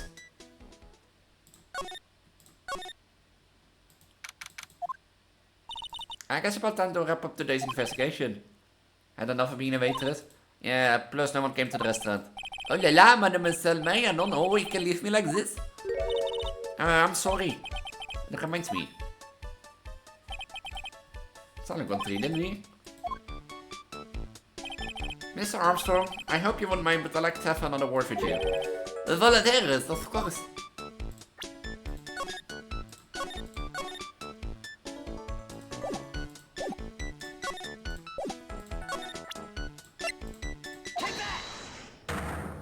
It is time to break free silence. If I can do it the first time around on the old guy. What's the peeing? I do not like this horrible peeing. I have not know the truth. What happened that day? Aloris, I will confess everything. Just don't hurt me. Well, what was a new world record? It was a lottery ticket. A lottery ticket? The man who died earned that lottery ticket. For $500,000. $500,000? Wait, but after the incident, this ticket... It disappeared. The ticket disappeared. There was no motive, so the prostitution gave for Maggie. She is a poisoned man who gets $500,000 lottery ticket. Well, I don't think Maggie took it. Miss Warlords, You've been trying to hide this information about the lottery ticket from me. And I want to know the reason why. Not monsieur. You doubt me, but I've confessed you everything I know. Armstrong, the $500 million lottery ticket. I think I know who took it. I think the winning ticket was stolen by this person. Take that! Mr. Armstrong, I believe there's a very high probability that it was you. Ah! That was quick. Mooi! Why, you have no evidence. I'm not Mr. Mistake, I'm just the kind of person who steals the property of others. Yeah, sorry to disappoint you, but I have evidence to contrary. Take that! Was this a poem? Oh, monsieur, you know me so well. I adore poems. Please read it and put some feeling into it. Convicted before a wicked man or woman, repeat offender. I'm sorry you have to bring it up, Mr. Armstrong, but you have been arrested for stealing from your customers before, haven't you? Mon Dieu! No, monsieur, you're a liar. You deny it? Don't make no false accusations, sir, please. So do you have any proof?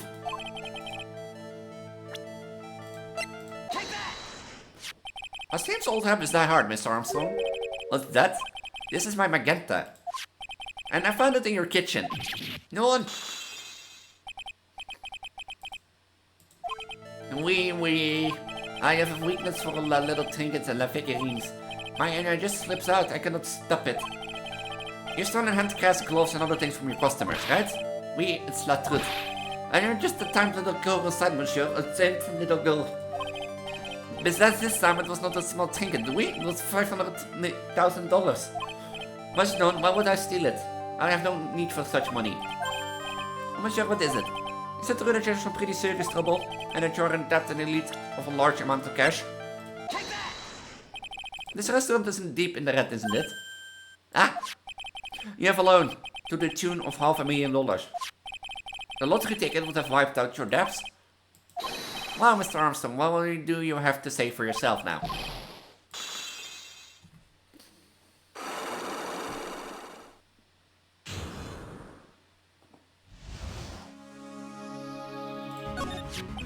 Mr. Armstrong, you said that the victim had a winning lottery ticket for $500,000. How did you know he had something like that in the first place? The man I was listening to on the radio was earpiece. The winning number was announced on the news, I think. All of a sudden exploded. Yes, $500,000, he shouted. And the ticket? Oui, and all of the tickets spat out on the table. I was so desperately in need of money, so I put the poison in his coffee. No.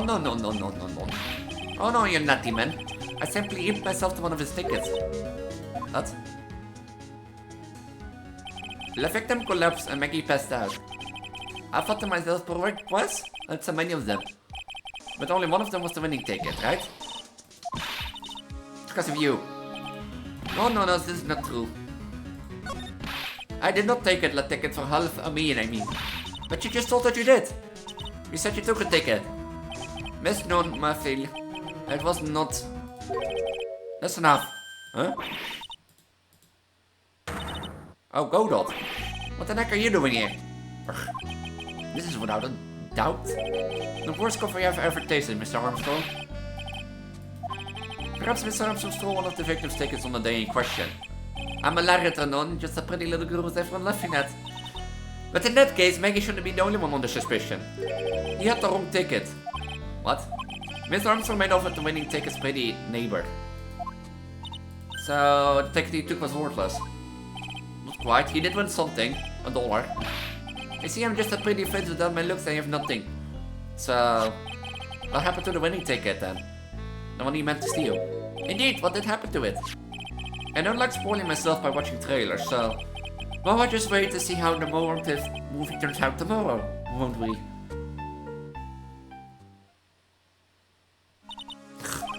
Voila, you two. Time to laugh at the pretty little airhead. Looks like we've got a new mystery now, namely where did the winning tickets go? We can't let Maggie suffer for any longer this, and certainly not again.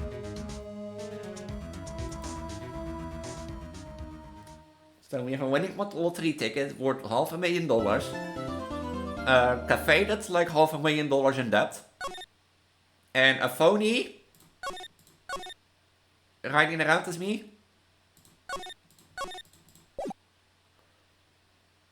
I'm a phony. Oh, I see. I guess we should have expected this. Nobody saw the other guy, huh?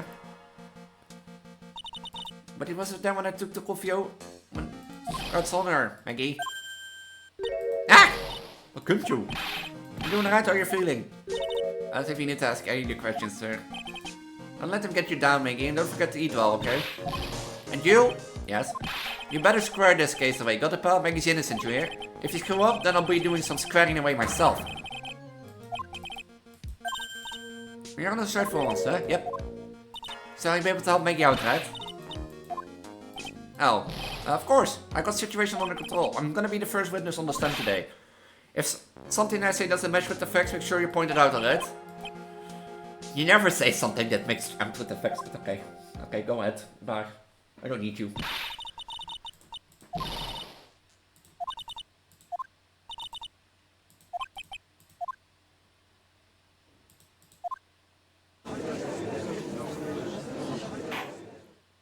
Vods is now in session with Traag Maggie Breed. Defense ready, Honor.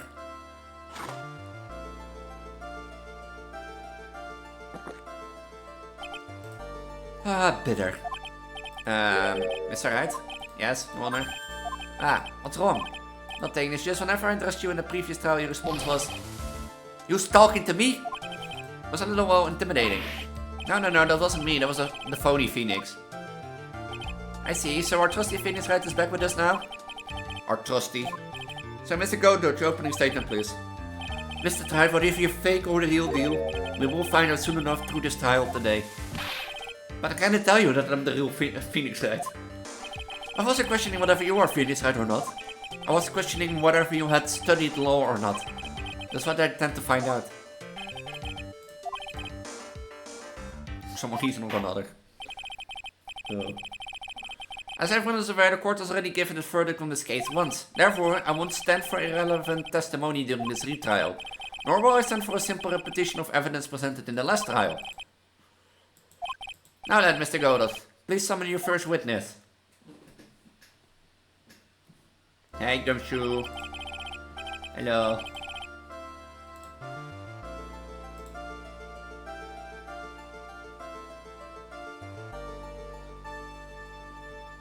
Hello, Gumshoe's live.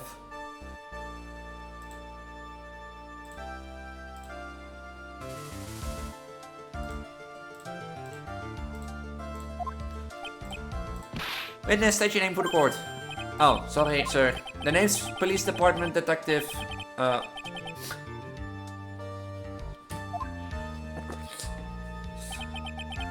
the way around, Detective. Officer in charge of the case since yesterday, sir. Yeah, the guy who was on the initial investigation tied up with another case now. I see, sir, Detective Gumshoe. Would you outline for the court the basic facts of the case? Yes, sir. The victim's name was Glenn Elk. He was a professional programmer. He was on the payroll of Blue Screens Inc., a local company. This is the victim's autopsy report. Potassium cyanide. And here are the floor plans of the restaurant. When the incident took place, the victim was sitting right here. The poisoned coffee was brought over to him by the waitress. Yeah. The victim died from poison almost immediately after he took the sip of the coffee. At the time of the incident, there were 2 other people in the restaurant. Mr. Shane Armstrong, the owner and chef, and a regular by the name of Mr. Victor Kudu. Well, we never knew that. Oh wait, we knew.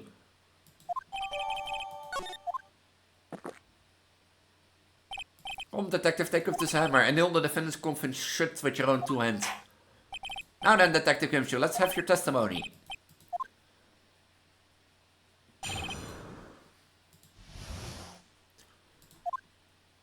When the incident took place, the victim was alone at the stable, sir. We understand that the guy, Glenn Egg, was listening to the radio at the time. Traces of poison were found in his coffee cup. And what we found was potassium cyanide. The stuff really packs a punch. And looks like Mr. Bright might have had, well, some kind of motive. What is that motive then? You know, if you tell the motive to the court. Erotic depths of the coffee to conceal the poison. Classy lady. Case seems to be ironclad, Mr. Wright. I would ask to begin your cross-examination, but yes. Please, no intimidation takes this time around. Is that understood? I already told you that wasn't me.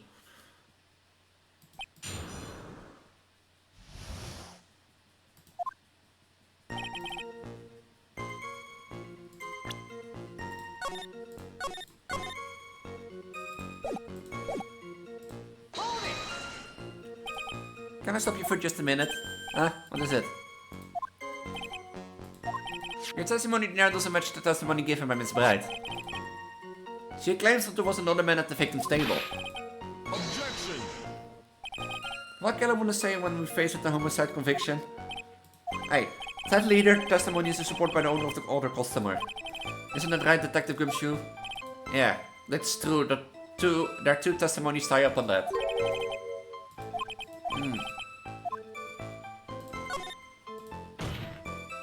Well, maybe the other witness just missed them. Perhaps their view of the victim's table was obscured in some way. Ha, that argument is as weak as the coffee at 3 SBM thread. I have here in my possession a ticket.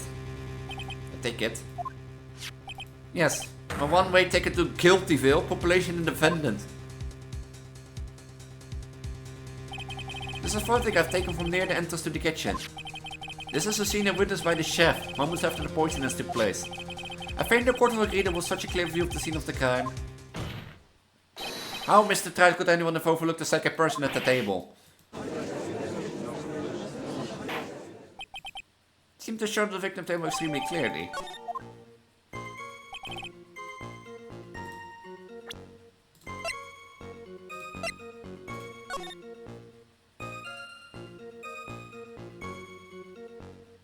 But this is not right. He wasn't sitting at the middle table.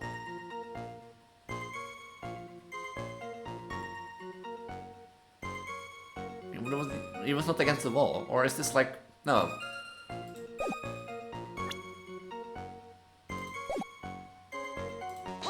He was not like he was sitting in the middle table, right? Yeah, he had the portable radio in his chest pocket.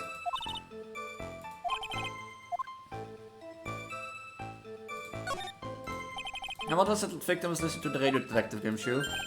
Oh, how should I know?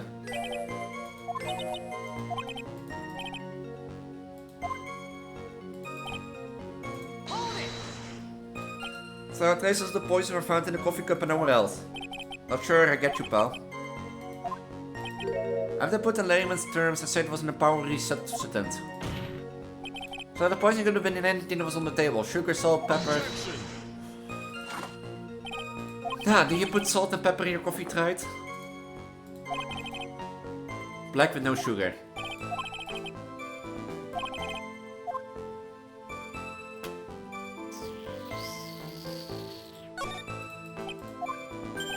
Huh? What do you mean? According to this file, the poison was found in the victim's coffee cup. But what proof is that the victim ever drank any of it? Objection! In case you were wondering, the last objection was for the detective there.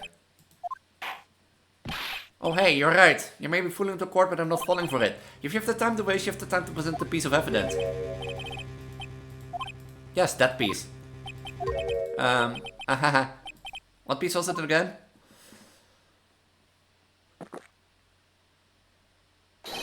This! Oh, now I remember. This is the victim's coffee cup. Oh.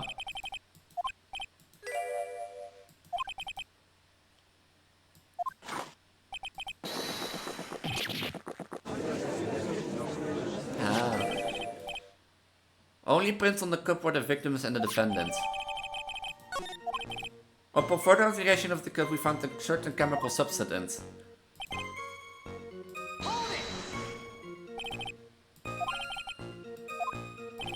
This well, this was lethal. Eat too much in your history. A lethal dose is 0.2 grams, it's about enough to finish anyone off. Here's for earwax, yeah, about that much.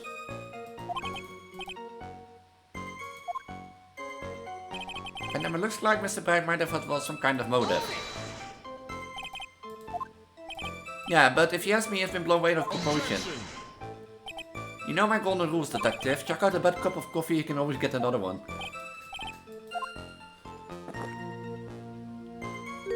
I'm saying we can always get another witness on the stand if we have to trump you out. So stick to the facts, detective. Now then, what was Miss Brady's motive?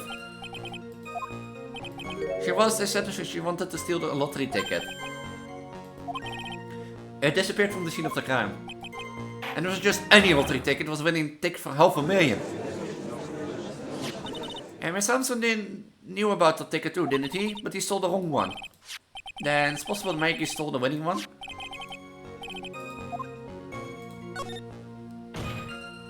Wait a minute, the mere fact that the lottery ticket disappeared in no way implies my client. Huh! I have here in my hand the very ticket in question. That's $500,000 ticket. One of the female police officers found it when she was conducting a search of the defendant.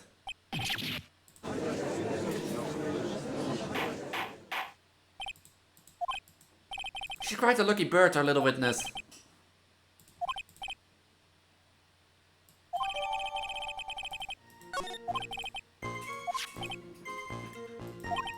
Just a scrap of paper. What matter is where you found it, Your Honor. That's enough. The facts of this case seem overwhelmingly clear to me. The defendant had ample opportunity to commit the crime of which she is charged. Furthermore, it seems beyond reasonable doubt that she did it and that commit this crime. There's a lot of the matter $500,000 lottery ticket. Credible motive. I mean, for the sum of money, even I might be tempted to bend the rules. I don't mind an old man who's weak to siren call of money. Not a good naked evidence because Maggie is starting to pile up fast. It's already guilted once already. I say it's about time to wrap up this repeat performance. With our final decisive piece of evidence. This is the apron that the delightful Miss Bright was wearing at the time. The stain look, it can be blood, can it? It seems the start of our plan was already flustered. And somehow spilled coffee on herself. The coffee? That's not exactly the first thing that caught my eye.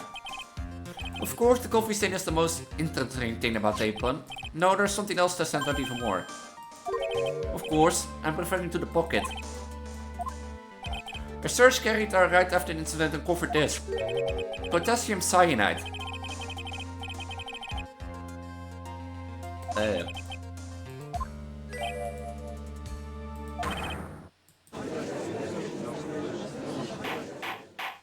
How can I win this case?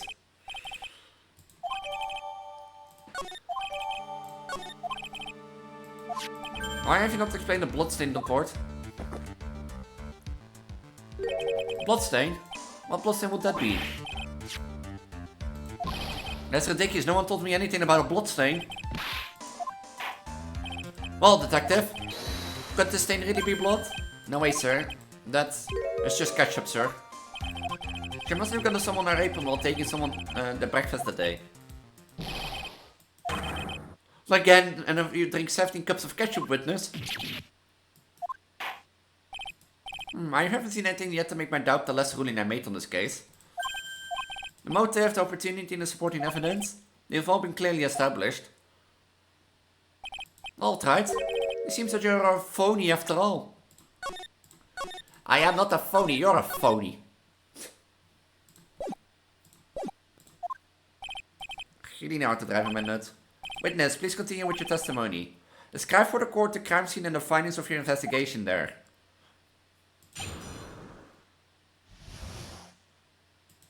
The crime was reported at 2:25 by a kind of scary old man, sir. Poor Maggie is passed out from the shock. I must have been real tough for her. The victim didn't have any identification on him, but we figured out who he was pretty quick, and then the investigation went smoothly. When Maggie was searched, we found the lottery ticket and a bottle of poison. And that was it. There was nothing else missing from the crime scene. You identified the victim as your prime suspect. Very good. That's just to convince the court you're a real lawyer, right? Don't count on any more cross-examination after this one, so let's the fun begin.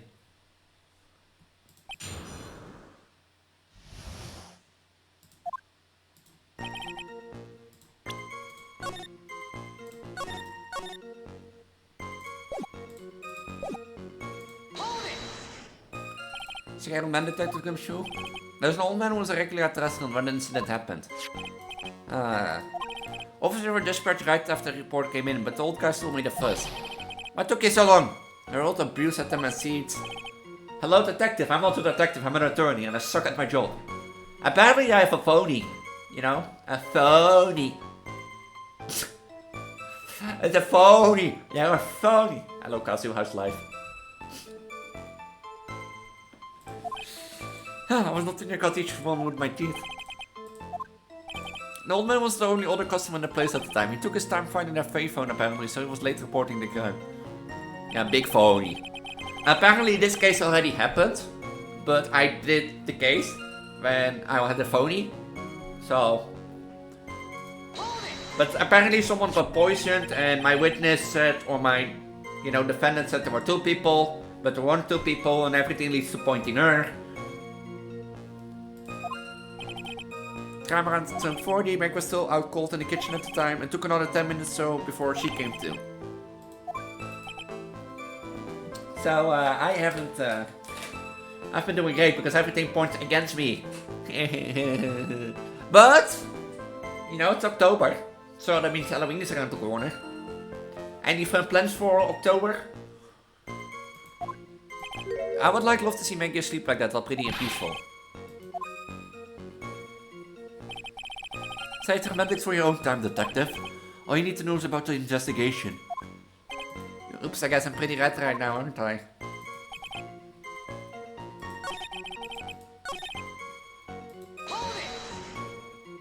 You didn't have any anything that was stolen on him? No, I don't think so. The victim didn't have a driver's license or even a credit card on him, pal. All he had was 58 cents in his wallet. Candleless galore session.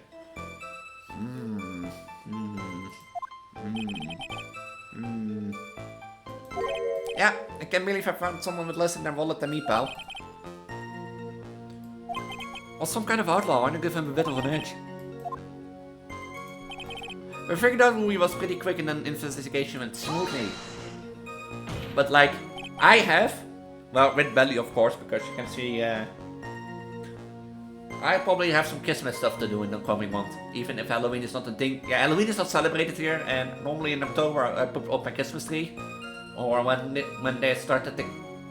I never put up my Christmas tree normally. Or I try to put it up after Halloween. But sometimes I do it the weekend before. And I have to figure out, since I have a bigger house now, because, well, I am bigger. I have to figure out where I want to put my Christmas tree. And that sort of stuff, which I don't have yet. Huh? Did I say something dumb again? Let me paraphrase what you just testified to this course. The victim didn't have any form of ID on them. That's basically what you said, yes? Yeah, basically. In that case, how were you able to identify the victim so quickly? Oh, that. There was a prescription back of the victim's table along with the lottery ticket. Visit this doctor before he went to trash bin. You got the victim's name from the medical records of the doc who prescribed the med. There's a reliable enough source for the court.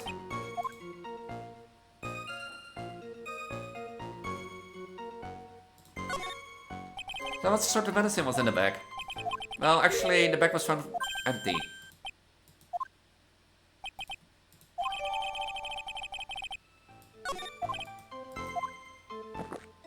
Empty? Now what happened with the investigation after that?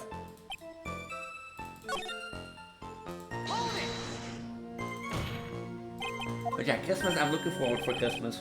Again.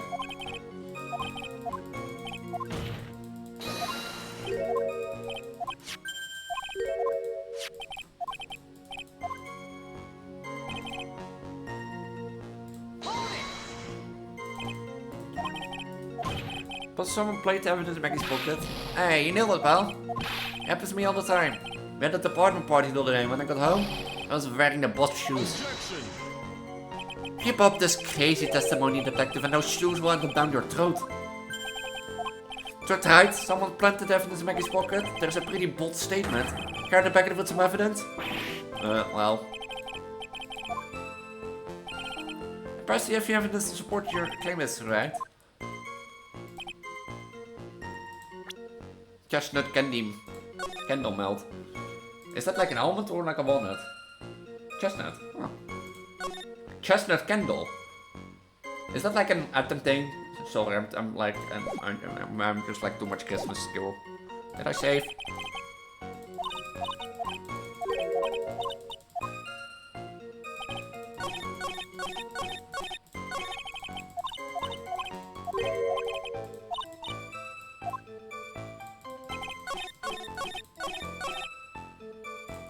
Like for me it's usually summer and then like autumn starts, you know, and then it's like a month autumn and you'd be like Christmas, you know, when it's gonna be winter. Interesting. The 332 items are accounted for, but wasn't there another lottery ticket that was stolen in the day? I won a $1 with it, what a lucky guy, eh?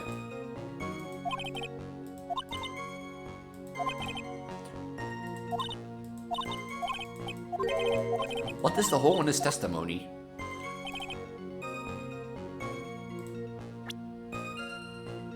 Wait.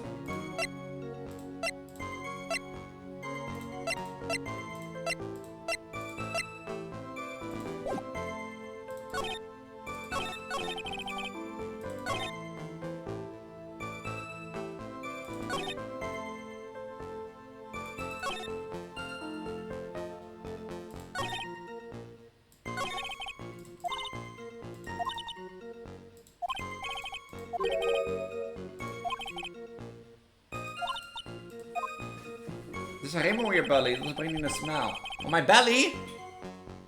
Where? Do I have a rainbow on my belly?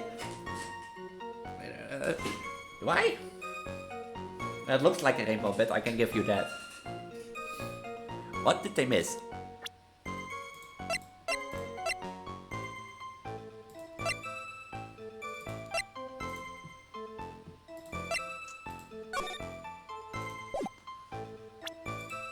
Like this photo. Yeah, this photo is not correct. Oh well, it's up against the wall.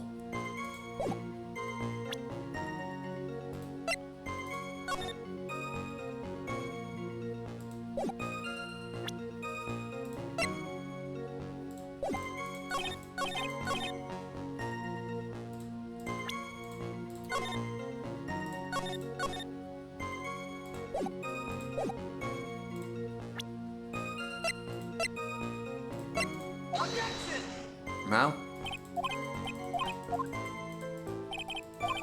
Yeah, too. Your smell.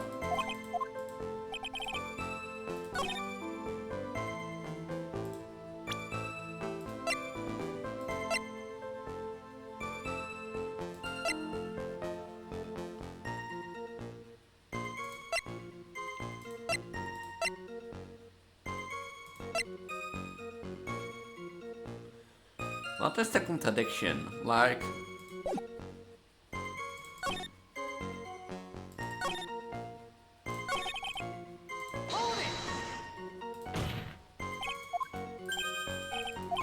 Part justified that...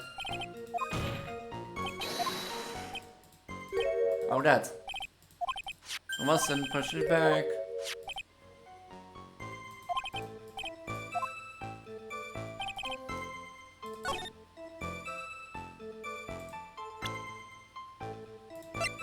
Wait, is it not it?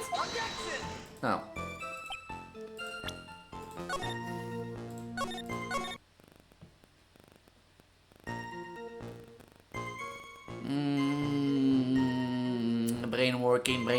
Brain working.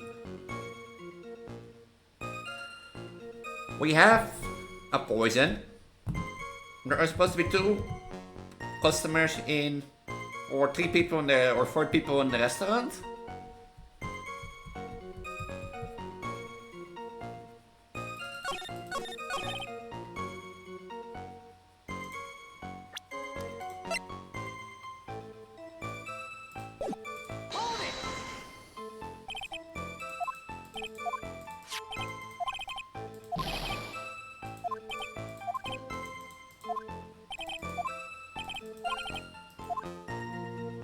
Yeah, they say...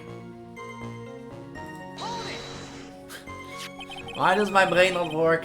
Can I borrow your brain, Kazoo?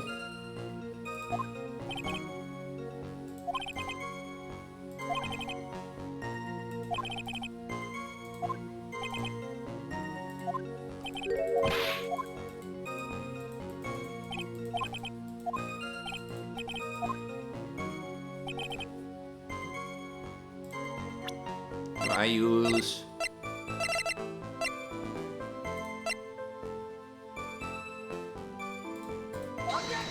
No?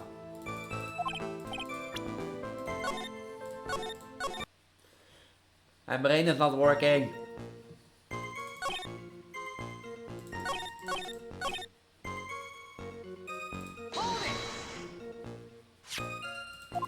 For 10:40 in 10 minutes.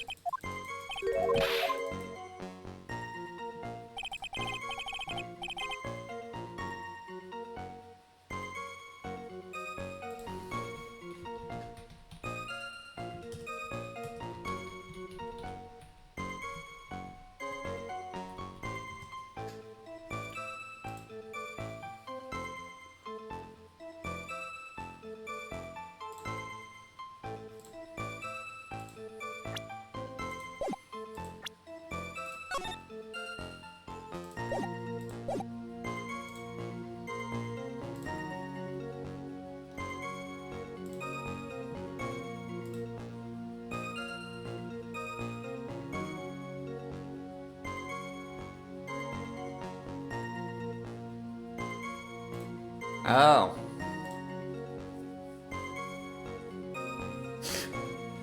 And yells, objection!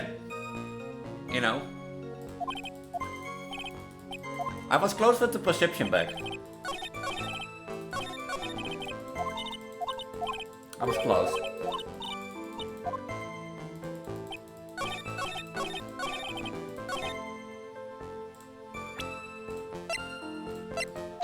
But it was in the wrong place. Now that it gives you, I think I should point something out to you. There is just one small contradiction in your testimony. Oh, finally. I'm getting no anxious. You're waiting so horrible, you. You testified that nothing else was missing from the crime scene, however. The perception bag you mentioned was empty. Did the officers recover the medicine from the scene of the crime earlier? No, they didn't. The victim was given the prescription right before going to Transgender. Well, then, did the medicine disappear too? You are too cool, pal. Indeed, due consideration was given the victim's prescription in the previous trial. Witness, why do you always overlook such vital pieces of evidence? I guess that's the most careless thing I've done so far, huh? The victim was killed by poison, and the victim's medicine mysteriously disappeared. The victim's own prescription could have been the lethal poison itself. Order! Well, Mr. Gold, what do you have to say to that? That's all. What? Ready for the court to name of the clinic of the prescription bag, if you will? New Otology Clinic. Otolaryngologic. Hardly an illness, Your Honor. More like a bit of war wound, you could say. The day before the incident, Mr. Oates found himself in a fight.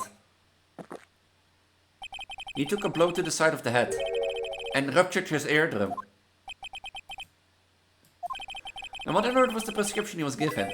It was a cream that was to be applied topically inside the ear canal, not to be ingested. It's mentioned in his autopsy report, if you read the fine print, they found traces of the medication in the victim's left ear.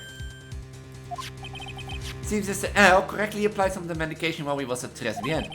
Therefore, it would be absurd to believe that he would have eaten his medication.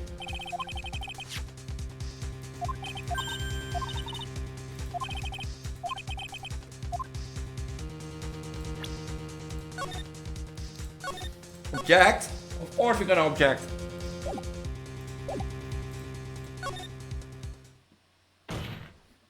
Only moments ago, Mr. Goder made the following statement. Seems Mr. L correctly applied some of the medication while he was at Transgender. If that's the case, then when was the medication not found at the scene of the crime? But the medication in question was for topical use inside the ear canal. That doesn't change the fact that it could not be found at the crime scene. However insignificant it may seem, it's a lawyer's duty to pursue the truth. You know as well as doing that medication is irrelevant. It hardly seems like there is a prescription that would contain potassium cyanide. It hardly seems like the coffee the waiter served would contain it either. But it did. Possibility is undeniable. Ugh. That's enough. Mr. Godot, is the detective the only witness the prosecution wishes to call? Mr. Godot? I've got my own witness I like to call, sir. It's the old man who was there in the restaurant on the day of the murder. Dr. Kudo? The pigeon hater? The allegation a little more than trivial at best. However, it wasn't explored all in the previous trial. And that's something that bothers me. The court will adjourn for a 10-minute recess. Ha! I suppose that means I just have to finish you off in my last 6 cups. And, you know, I have like a stiffy nose because it's winter and autumn. And this guy, you know, this pigeon hater guy, has like a worse nose than me. It's here. That's close. Tell me about it. I nearly died in there. That's my line, sir. That's my line. I think I really died a little bit. Looks like we nearly died in there. I can't believe Detective gives you. How could he betray us like that? He said he helped me, but he totally set me up. I don't think he meant to do that, Maggie. He was backed into a corner. I mean, the guy got to do his job, right?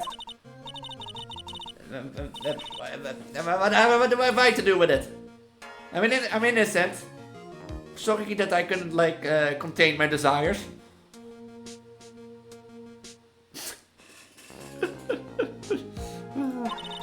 But it really hurts this time. It's like someone punched me hard in the stomach. I hate the guy. I don't ever want to see him again.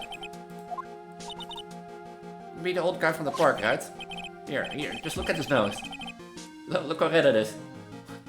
I might have a stiffy nose and like have like such of things and like a little cough, but this guy's nose. I shouldn't make fun of it. He's really stubborn. I mean, he's pretty set in his ways, you know. Yeah, he's a big old crusher. Couldn't he be able to handle a nick? Even though there's never ending bird seeds.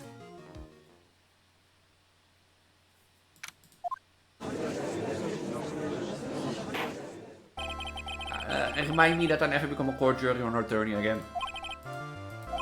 Prosecution cost a lucky old time who got to show up over a cup of coffee. Well, the witness, please take the stand. Name and occupation, if you don't mind. The name is Victor Kudo, born and bred in the land of the rising sun. Honor and duty are what make me. Mind you, I can be quite emotional at times too. Mr. Kudo, just tell the court your occupation. My occupation? Yeah, and the fact that, like, we don't put people in maid dress here, do we? By the way, Kazu, have you seen my new project dress? Here, I want to show you something. You should go on my Discord, but like, have you seen this, Kazu? Like, oh wait, doesn't show the picture really good. I think. Here, I'm gonna make 18 types of outfits for myself, all based on Pokemon types. And with normal type Elise, I chose Teddy Ursa. And I wanted to keep the dress simple, you know? As close to my main look with like the crop top and that sort of stuff, but like have the color palette of Teddy Ursa come back in the dress. And I feel like it's been a very, very well thing. Or very well made, at least. I want to like make a big banner at the end. You know, I want to like make a big banner at the end. And put them all on my Twitter like together.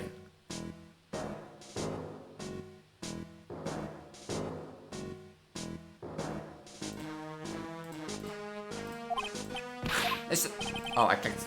Many on Bandori. That's what I do. Or they're back in Japan. I am great family crest on kimonos. My ancestors were embroidered in kimonos before this country even existed. And maybe you got embroidered in my costume sometimes. Anyway, like I said, there's not much demand for the kind of thing here. So I take a job working as a cash register at the burger joint, pretending to smell. Now the witness, we're in a restaurant at the time of the incident. Yes, I was eating some seeds over a cup of caffeino. Because Mr. Rednose here says caffeino for a cappuccino. What do you think these are? See. So you suffered in the heaven camps? Did I? Oh yes. Oh yes I did, I saw it all.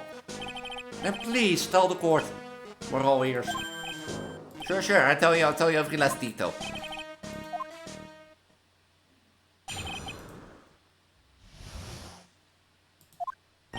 The young man was reading the sports paper.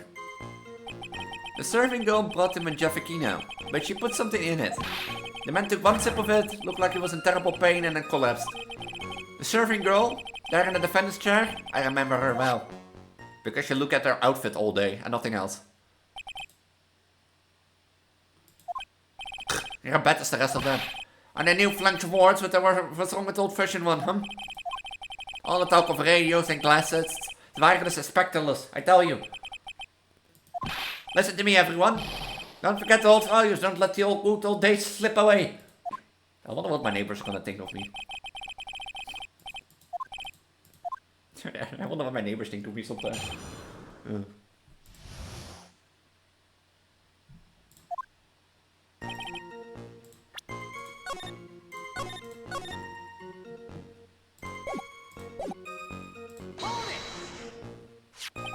So you saw the victim then? You saw Mr. Glenegg?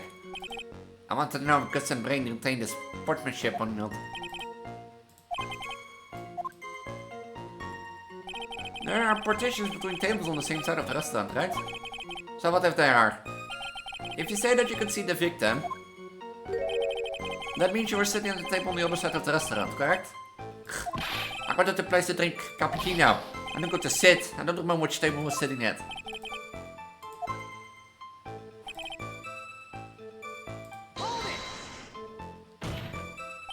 Mr. Kudo, that's a very grave accusation. Are you sure about what you saw? Mr. Kudo never makes mistakes. You do make mistakes.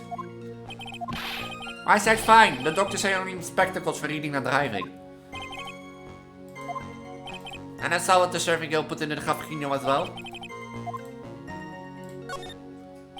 Your Honor, we need more clarification on what was put into the victim's coffee.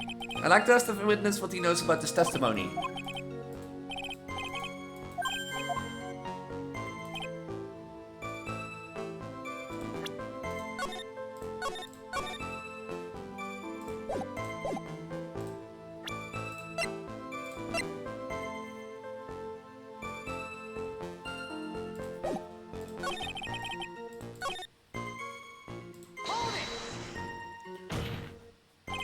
Did someone really put that into the coffee? You down me, boy? She took some out of a small brown bottle and sprinkled it in.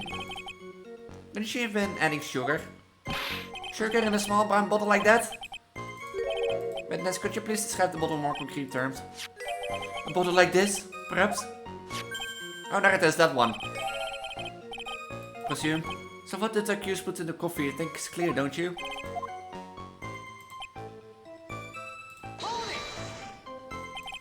Just one sip. You young nuns, you waste everything. The Jaffikins cost $8. In the golden days we would have drinks every last drop, eat in the cup, and then died. So was an imminent death. Well, with the posthum science suppose that's possible. But if it's a first sip... If it's first sip... Like, if I drink a coffee cup, my first sip doesn't leave a thing on the thing. If I'm right.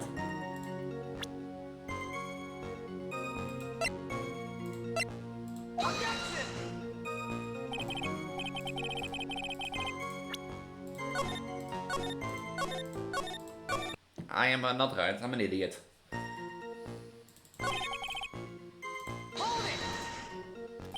You said to remember about reference to the waitress. Did she have any particular features that you can identify hereby? It's a disgrace, that's what it. You can see all the way up to her, you know. She's particularly naked in that uniform. So the particular feature you recognize about the waitress is her outfit. But anyone could wear just such a uniform, even me. Mr. Wright, please spare the court of any further mental acquaintances from that image. It's like, you gotta keep yourself together. There are other things I recognize about her too. Sure, you saw a waitress take the coffee over to the victim. But what matters is whether the waitress was Maggie Bright or not.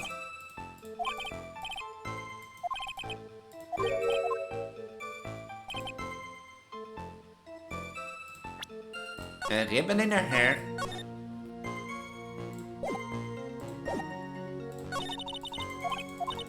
I was not clicking on that, I was clicking on tab.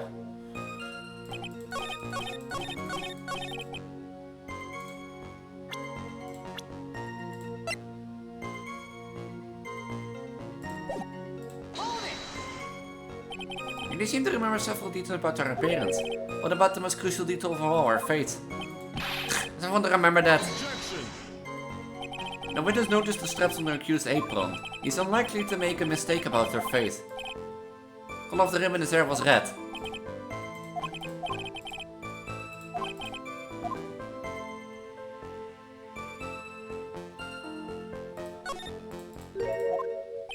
What?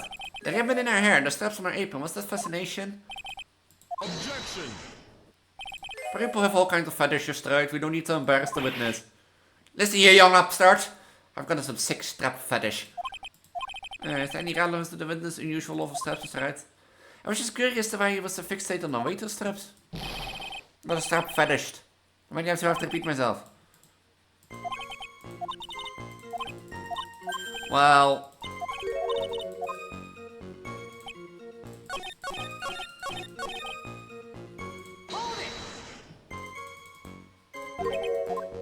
Objection. the thing was not red.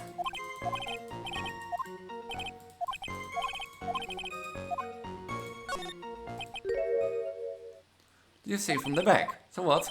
It's possible that you never saw the waitress from the front at all. Objection. Ah, you got your diagrams. People normally talk about facial features when they describe someone. But this witness testimony is nothing but straps and ribbons. This is harassment. I tell you, I'm not obsessed with straps or ribbons. Yeah, court requests that you add details about identifying features. Features you observe from the front.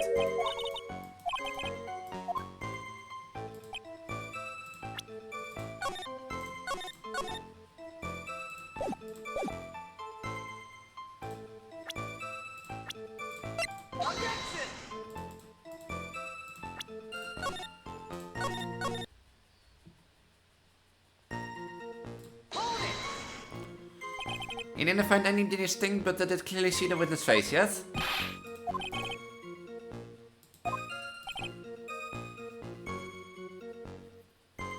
Is today your body deal? Ooh. Good luck for your body.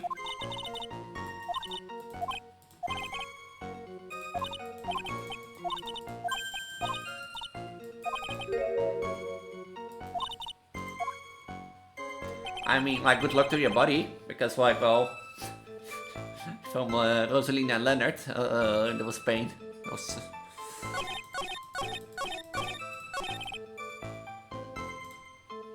It is not Maggie that we have to show.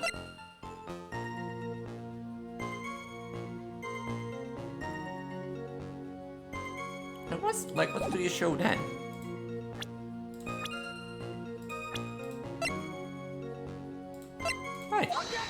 The apron. I mean, like, but like, if I screamed my lungs out during the delivery, and I think like back then I like crushed Elise's hand because like, you know how you normally if you're in pain you're like, you know how you normally see like the husband holding the woman's like hand and they like pinch it. Like, she said when she pinched it. Well, I did that to Elias' hand, and Elias told me the day after that he still had, like, pain in his hand. Yeah, I said, you know, I'm pregnant again, but, like, I said that too back in the day when I delivered Rosalina and Leonard. Like, I said to Elias too, I'm gonna miss my baby bump. For sure. I'm gonna miss, like, I want to get pregnant again, but for, like, half a year at least. Waiting. But I'm gonna miss it. And I guess I got a bit early, as they say. The filtering was filled like you just perfectly. Actually, it reminds me of what my grandson looks like just after he's done eating. Have you ever seen this before? Of course I haven't. You think I ever get something as dirty as that? Hmm? On your half-witted cloth? What? What is it? Ever since I said you half-witted cloth, there's been an eerie silence in here. Like... I'm glad I'm pregnant again, have my baby bump, but like, yeah, I can get the feeling of missing it. I think like, how do you describe that the best? Like, you never miss something until you've gotten it once. Like, if I would now go to a life without like a laptop and online internet, I would miss that too, as an example, because You know.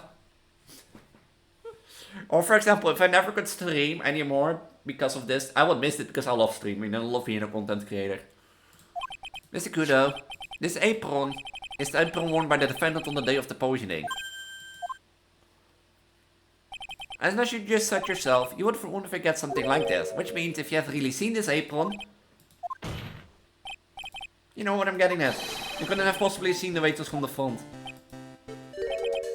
Oops. Witness, you can just oops your way out of this. Oh, whoa. Looks like we finally have a genuine trial on our hands.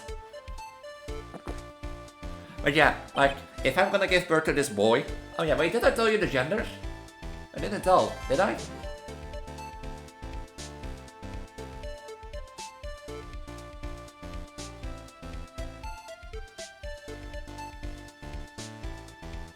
I didn't tell the gender yet, right? Did I?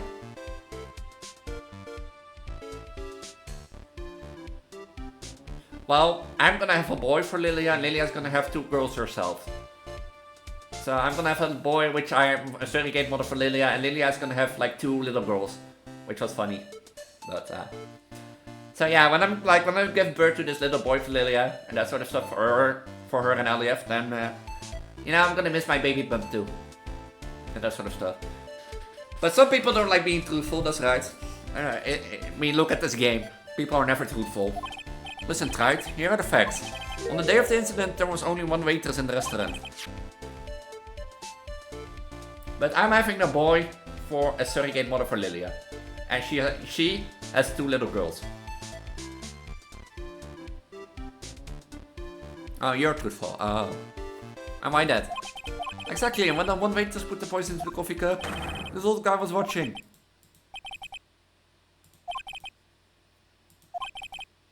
Good you saw, Grant.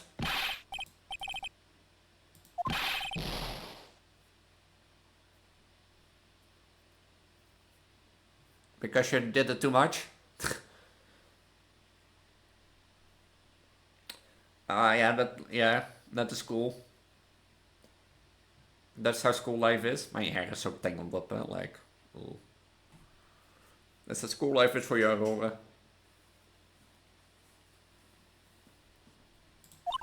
I can't remember, probably more like he messed up so many times blocking out.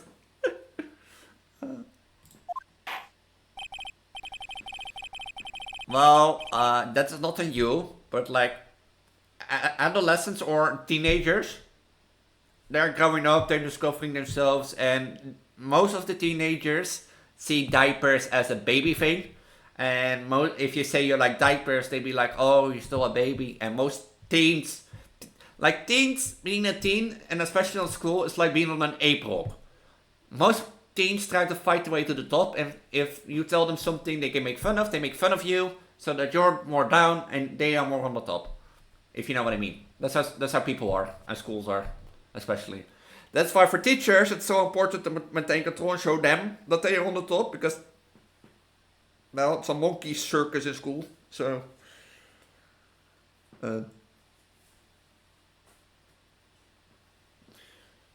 So, that's not your problem, it's just like children.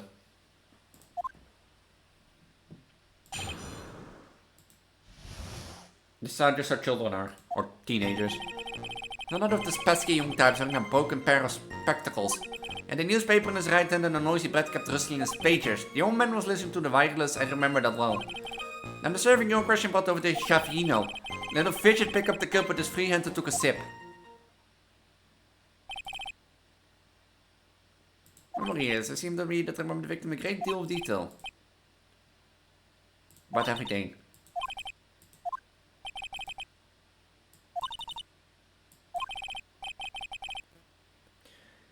Yeah, that is true. People should people shouldn't judge, but like we have, like, it is a natural human instinct to, if you walk out on the street and you see someone you have within like a millisecond or 4, you have like an image of the person, you judge them.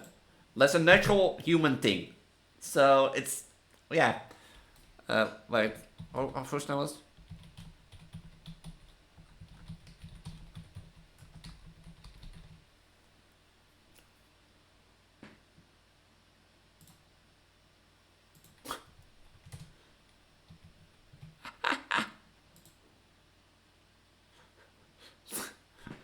Hij tried to search op originally iemand judged.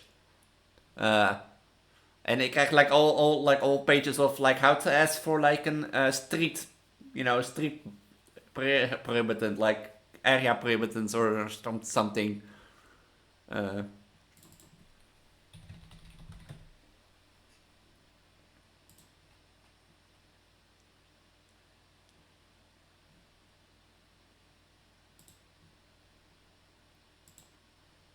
But we judge so quick.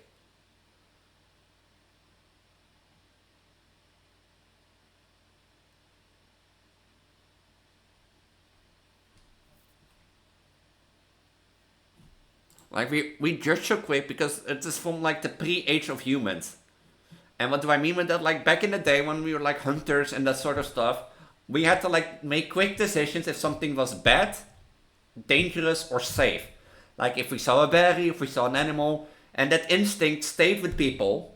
Because now also if we walk outside, like we do it within a second. Within a second you have like made an image of a people and judge them, and that's just a human thing. And some people let it by, be it like look at you and be like, take 2 steps to the left, or be like, hey, you have a beard for tits. How's that going to be in a pregnant belly? But on the other hand, also people just like pass each other and don't mind. But it's like our defense mechanism, if you know what I mean.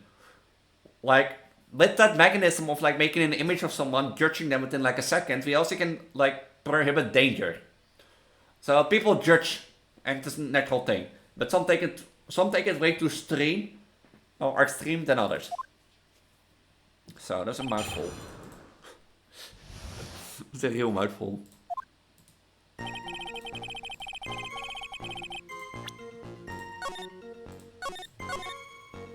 And yeah, some people make fun of it, some don't. I mean, look at my Vtuber career. Spectacles. Dark glasses to you, one of the lenses was green, but the other one was broken. New frame was rubbish, that's why I remember them so well. But I wonder if I got a pair of glasses.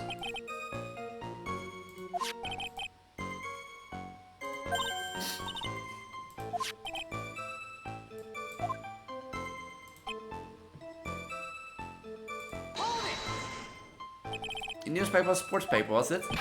Young hooligan, I nearly asked him to get you in for the read without fidgeting. I was supposed to be able to read the back page with all the rest thing going on. I need to find it out in person and bring retain this championship title. You're looking at me like, huh? And now you're judged. Ironic.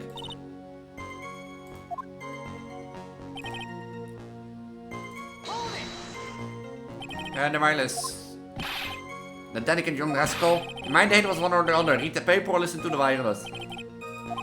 I'm using an earpiece, it's selfish, that's what it is. I was straining my ears but couldn't catch any of it. Why are you looking at me like Ephraim?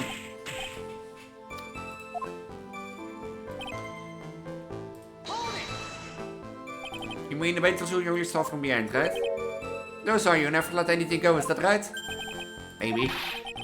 For front of behind, my eyes don't lie.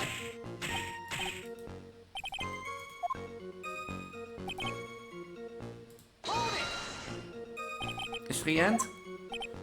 Yes. Which end was that? Weren't you listening for clothiers? I said he was rushing the newspaper with rijden, did I?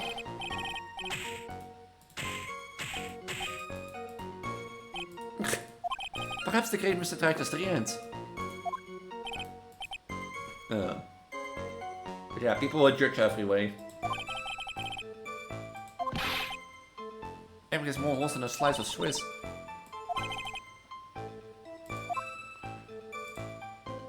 But what is this contradiction then?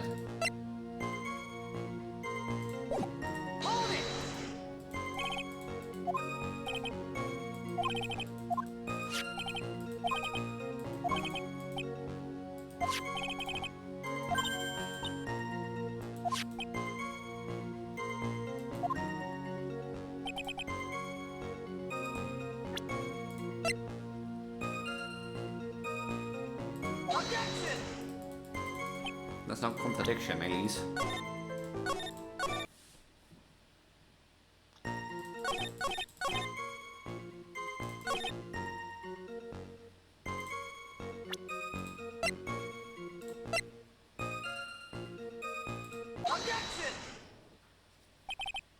Oh wait, of course, if the cup points to the right. That was a waste of testing the credibility of your memory. I know. There's nothing wrong with my memory, I tell you, nothing. Because anything wrong now eat these seeds and sing the pigeon song. Can you tell us what is going through it? According to Mr. Killer, the victim was holding the paper in his right hand. While drinking coffee with his free hand, which would make this left. But would like the court to please take a look at this. Does the cup the victim use, correct? Yes, and on the rim you notice the mark left by the victim's lift. Yes, there's a stain left by the coffee. If you consider where the stain is, you clearly see that the victim was holding the cup in his right hand. Meep. Meep. Well, Mr. Kuda, the court is voting for your epic performance. Thank you. It's Halloween, so black and white and a pansexual flag at my belly. It fits really well, so can't you blame me? By the way, Kasu, did you see my normal type Elise outfit that I made? Or... Wait! Everything I'm going to stand here and listen to you tell me, Matt, you're wrong! I don't care about the dirty coffee cup, I know what I saw. Young Brent was holding the cup in his left hand. Oh yes, no question. I'm a good law-abiding citizen, I am. Yeah, that was a cute outfit, eh? 17 more outfits to go. And that young hot pot and you spiky-haired you, who are at fault. Thank you, old man. We heard quite enough from you already. Don't call me old man, Been around for 68 years I have. You can't ignore me. This is what I've got to say. I'm sorry, Mr. Kudo, but... Sure, why not hear a little more? Mr. Godot? But this is my 16th cup of coffee, so this is your final stand. Thank you, Captain. I can rely on Victor. Is he not done yet? Why was wearing the earpiece on the same side as the green lens of the specs? He kept fiddling with it all this time. He was fiddling with it just before he picked up the cup too. And then he used the same hand to pick up the cup. His left hand. But that's still contradicting. Sorry, was a small computer monitor often used by programmers. This inside of the lens is a screen that displays computer data. It's called an HDMD. It's a common tool in the victim's line of work. Aww. Really thank you, Kazu. I always try my best and that sort of stuff, even as it comes as little like as little stuff like this, you know, like making a whole project of this. Like I have some Pokemon ideas, stuffs, and that sort of stuff for future things, but like I don't know all the types yet.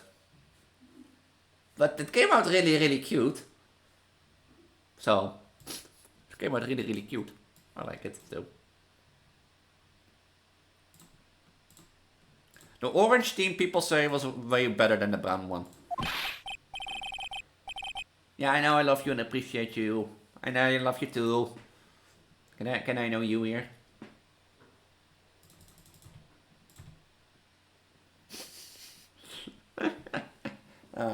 Make me flutter, stop it. I know what it's on, I'm telling the truth. Well.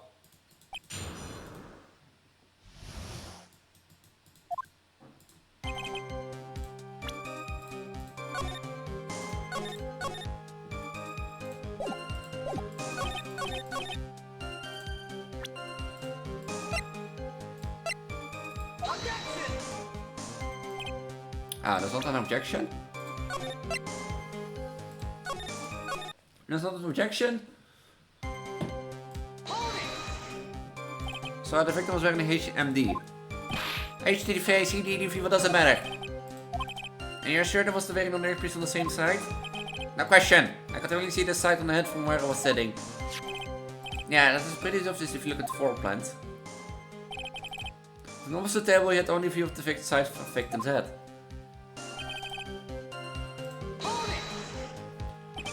Seems you kept an eye on Mr. Glen Egg. He was getting on my nerves.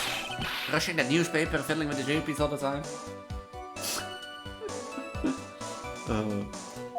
And then he went and made all that fuss dying from one sip of caffeine. I wanted to say, calm down, you young brat.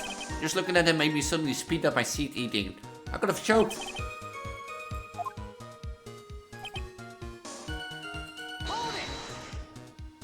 The earpiece you mentioned which hand did the victim touch it with?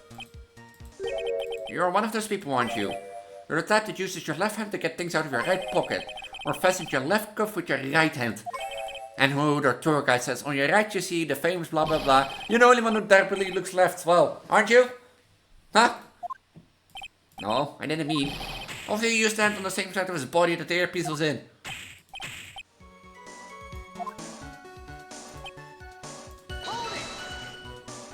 So, you seem very sure of yourself, Mr. Kudo. And I want to say no matter what tricks you try to play on me.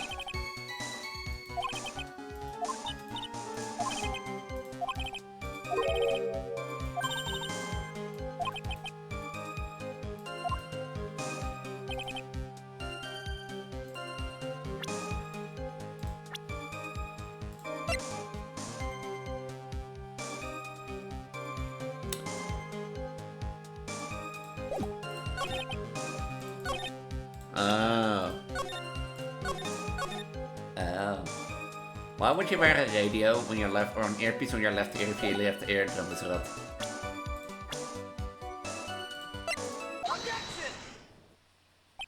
I'm not sure what the reference of this is, but... Mr. Kudo, there is something very strange about your observations of the victim. Ah, what? You say he was wearing the earpiece on the same side as the HMD. No question, you can look me up if I'm wrong. It was his left ear, without a doubt. I can only see this side of the head from where I was sitting. I don't think so. But did you say? You're no doubt unaware of this fact, Mr. Kudo. But the victim couldn't hear with his left ear, his eardrum was rot. Huh? Traces of medication from his condition were found in his ear canal. That's right, it's impossible that the victim was wearing his earpiece in his left ear. Because he couldn't even hear in his ear. Is that true, Captain? It is.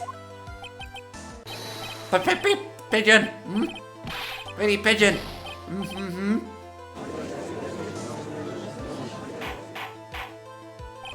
Order. This witness testimony is completely unreliable.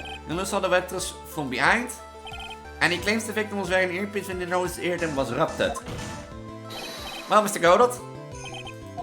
A single drop of milk was all it takes to destroy the pure black magic in the cup.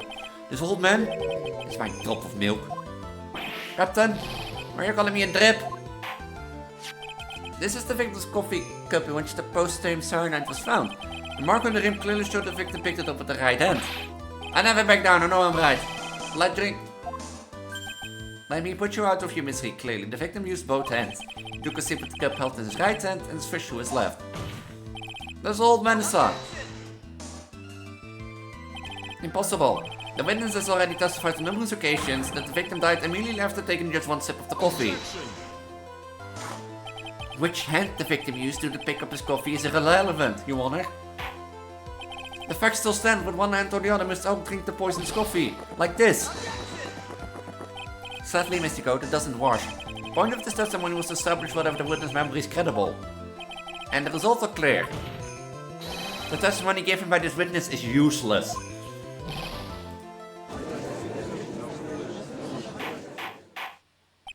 I believe it's time to conclude today's proceedings. I'm certified that the witness is not deceiving the court, but to be frank, his testimony is farce. You have to be so frank. Like that your problem is old foggy. I'm sorry, Mr. Curry, you can't reach me from there. I'm ordering the defense and the prosecution to investigate this case further. This is all for now, the court is adjourned.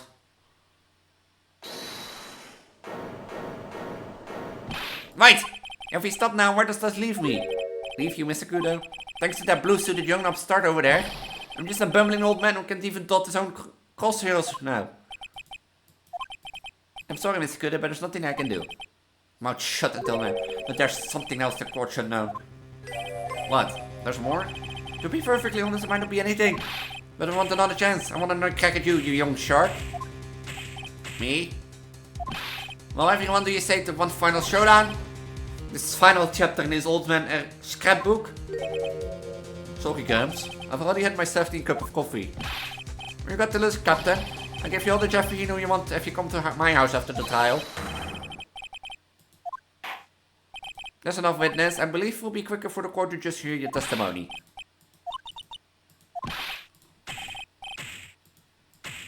I thought court was adjourned.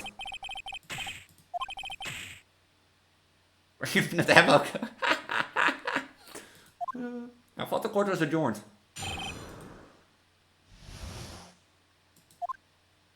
First of all, I want to stress that this might be nothing. I'm not too sure of myself. The young boy slumbered over the table soon he took one of the sips of Gravino. While the clumsy idiot upset the vase, he knocked it right over. It broke and the strip of cloth covering the table got completely soaked. Well, that's not true.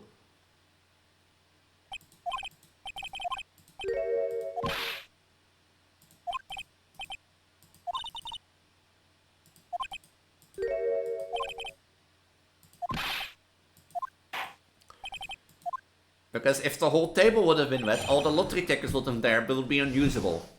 You know?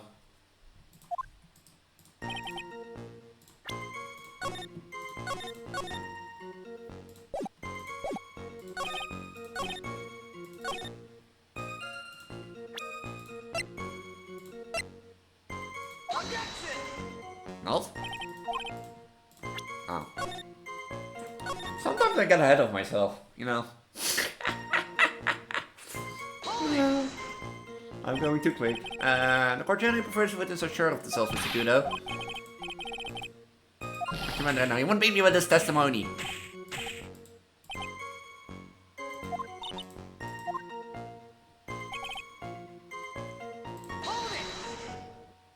The court has already heard this testimony, Mr. Kudo. Spent. Or townies a bit more? No, please continue, Mr. Corner, as quickly as possible.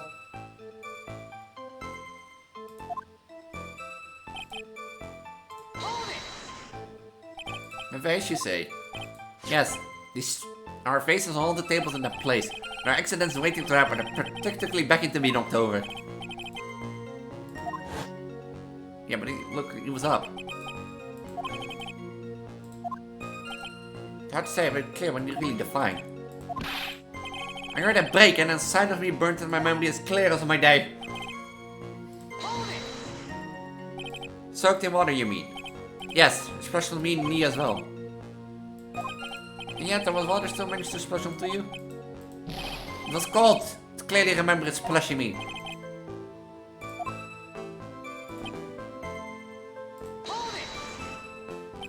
You mean the face on the victim table falling upside down and breaking?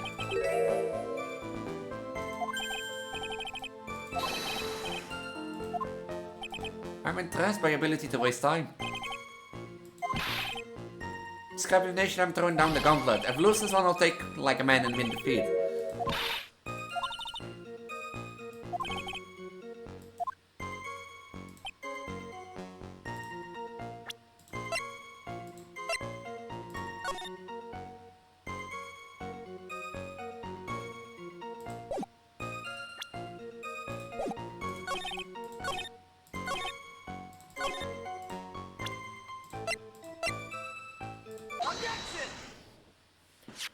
Mr. Kudo, this is a photograph of the crime scene.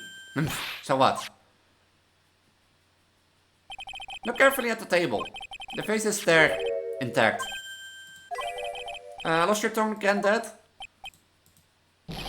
I'm not a granddad of your hopscotch. Enough! If you throw any more yeah. What is it now?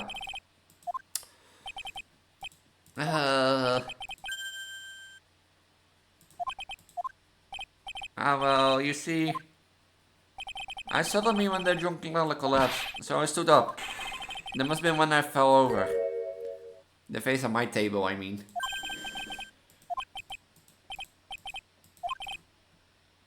Completely soaked.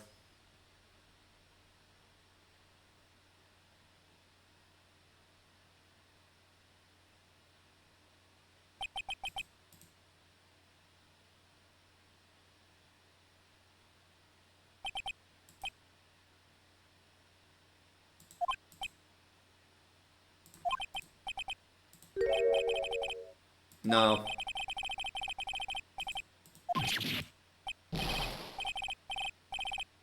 No. No. Now get him out of here. Get him out of here. I've had enough. Well, we seem to have been consistently sidetracked, and now I'm still not in a position to deliver a verdict. The defendant has not been positively identified as the waitress in question. Additionally, there are two disparities in testimony heard thus far. Mark on the coffee cup, the victim supposedly drank from with his left hand, and the earpiece, which was inserted into his left ear, of which he couldn't hear. And therefore I require both the defense and the prosecution to further investigate the facts. And there's one more thing before I call today's session to an end. One more thing, Your Honor. The witness we just heard from, he's most insistent that this testimony should be of use. So he summarized it according to the statement. Doesn't need pops like that. There are 3 copies, my own, yours, and yours.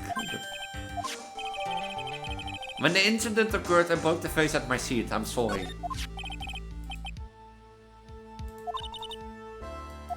Yeah, throw away in the trash.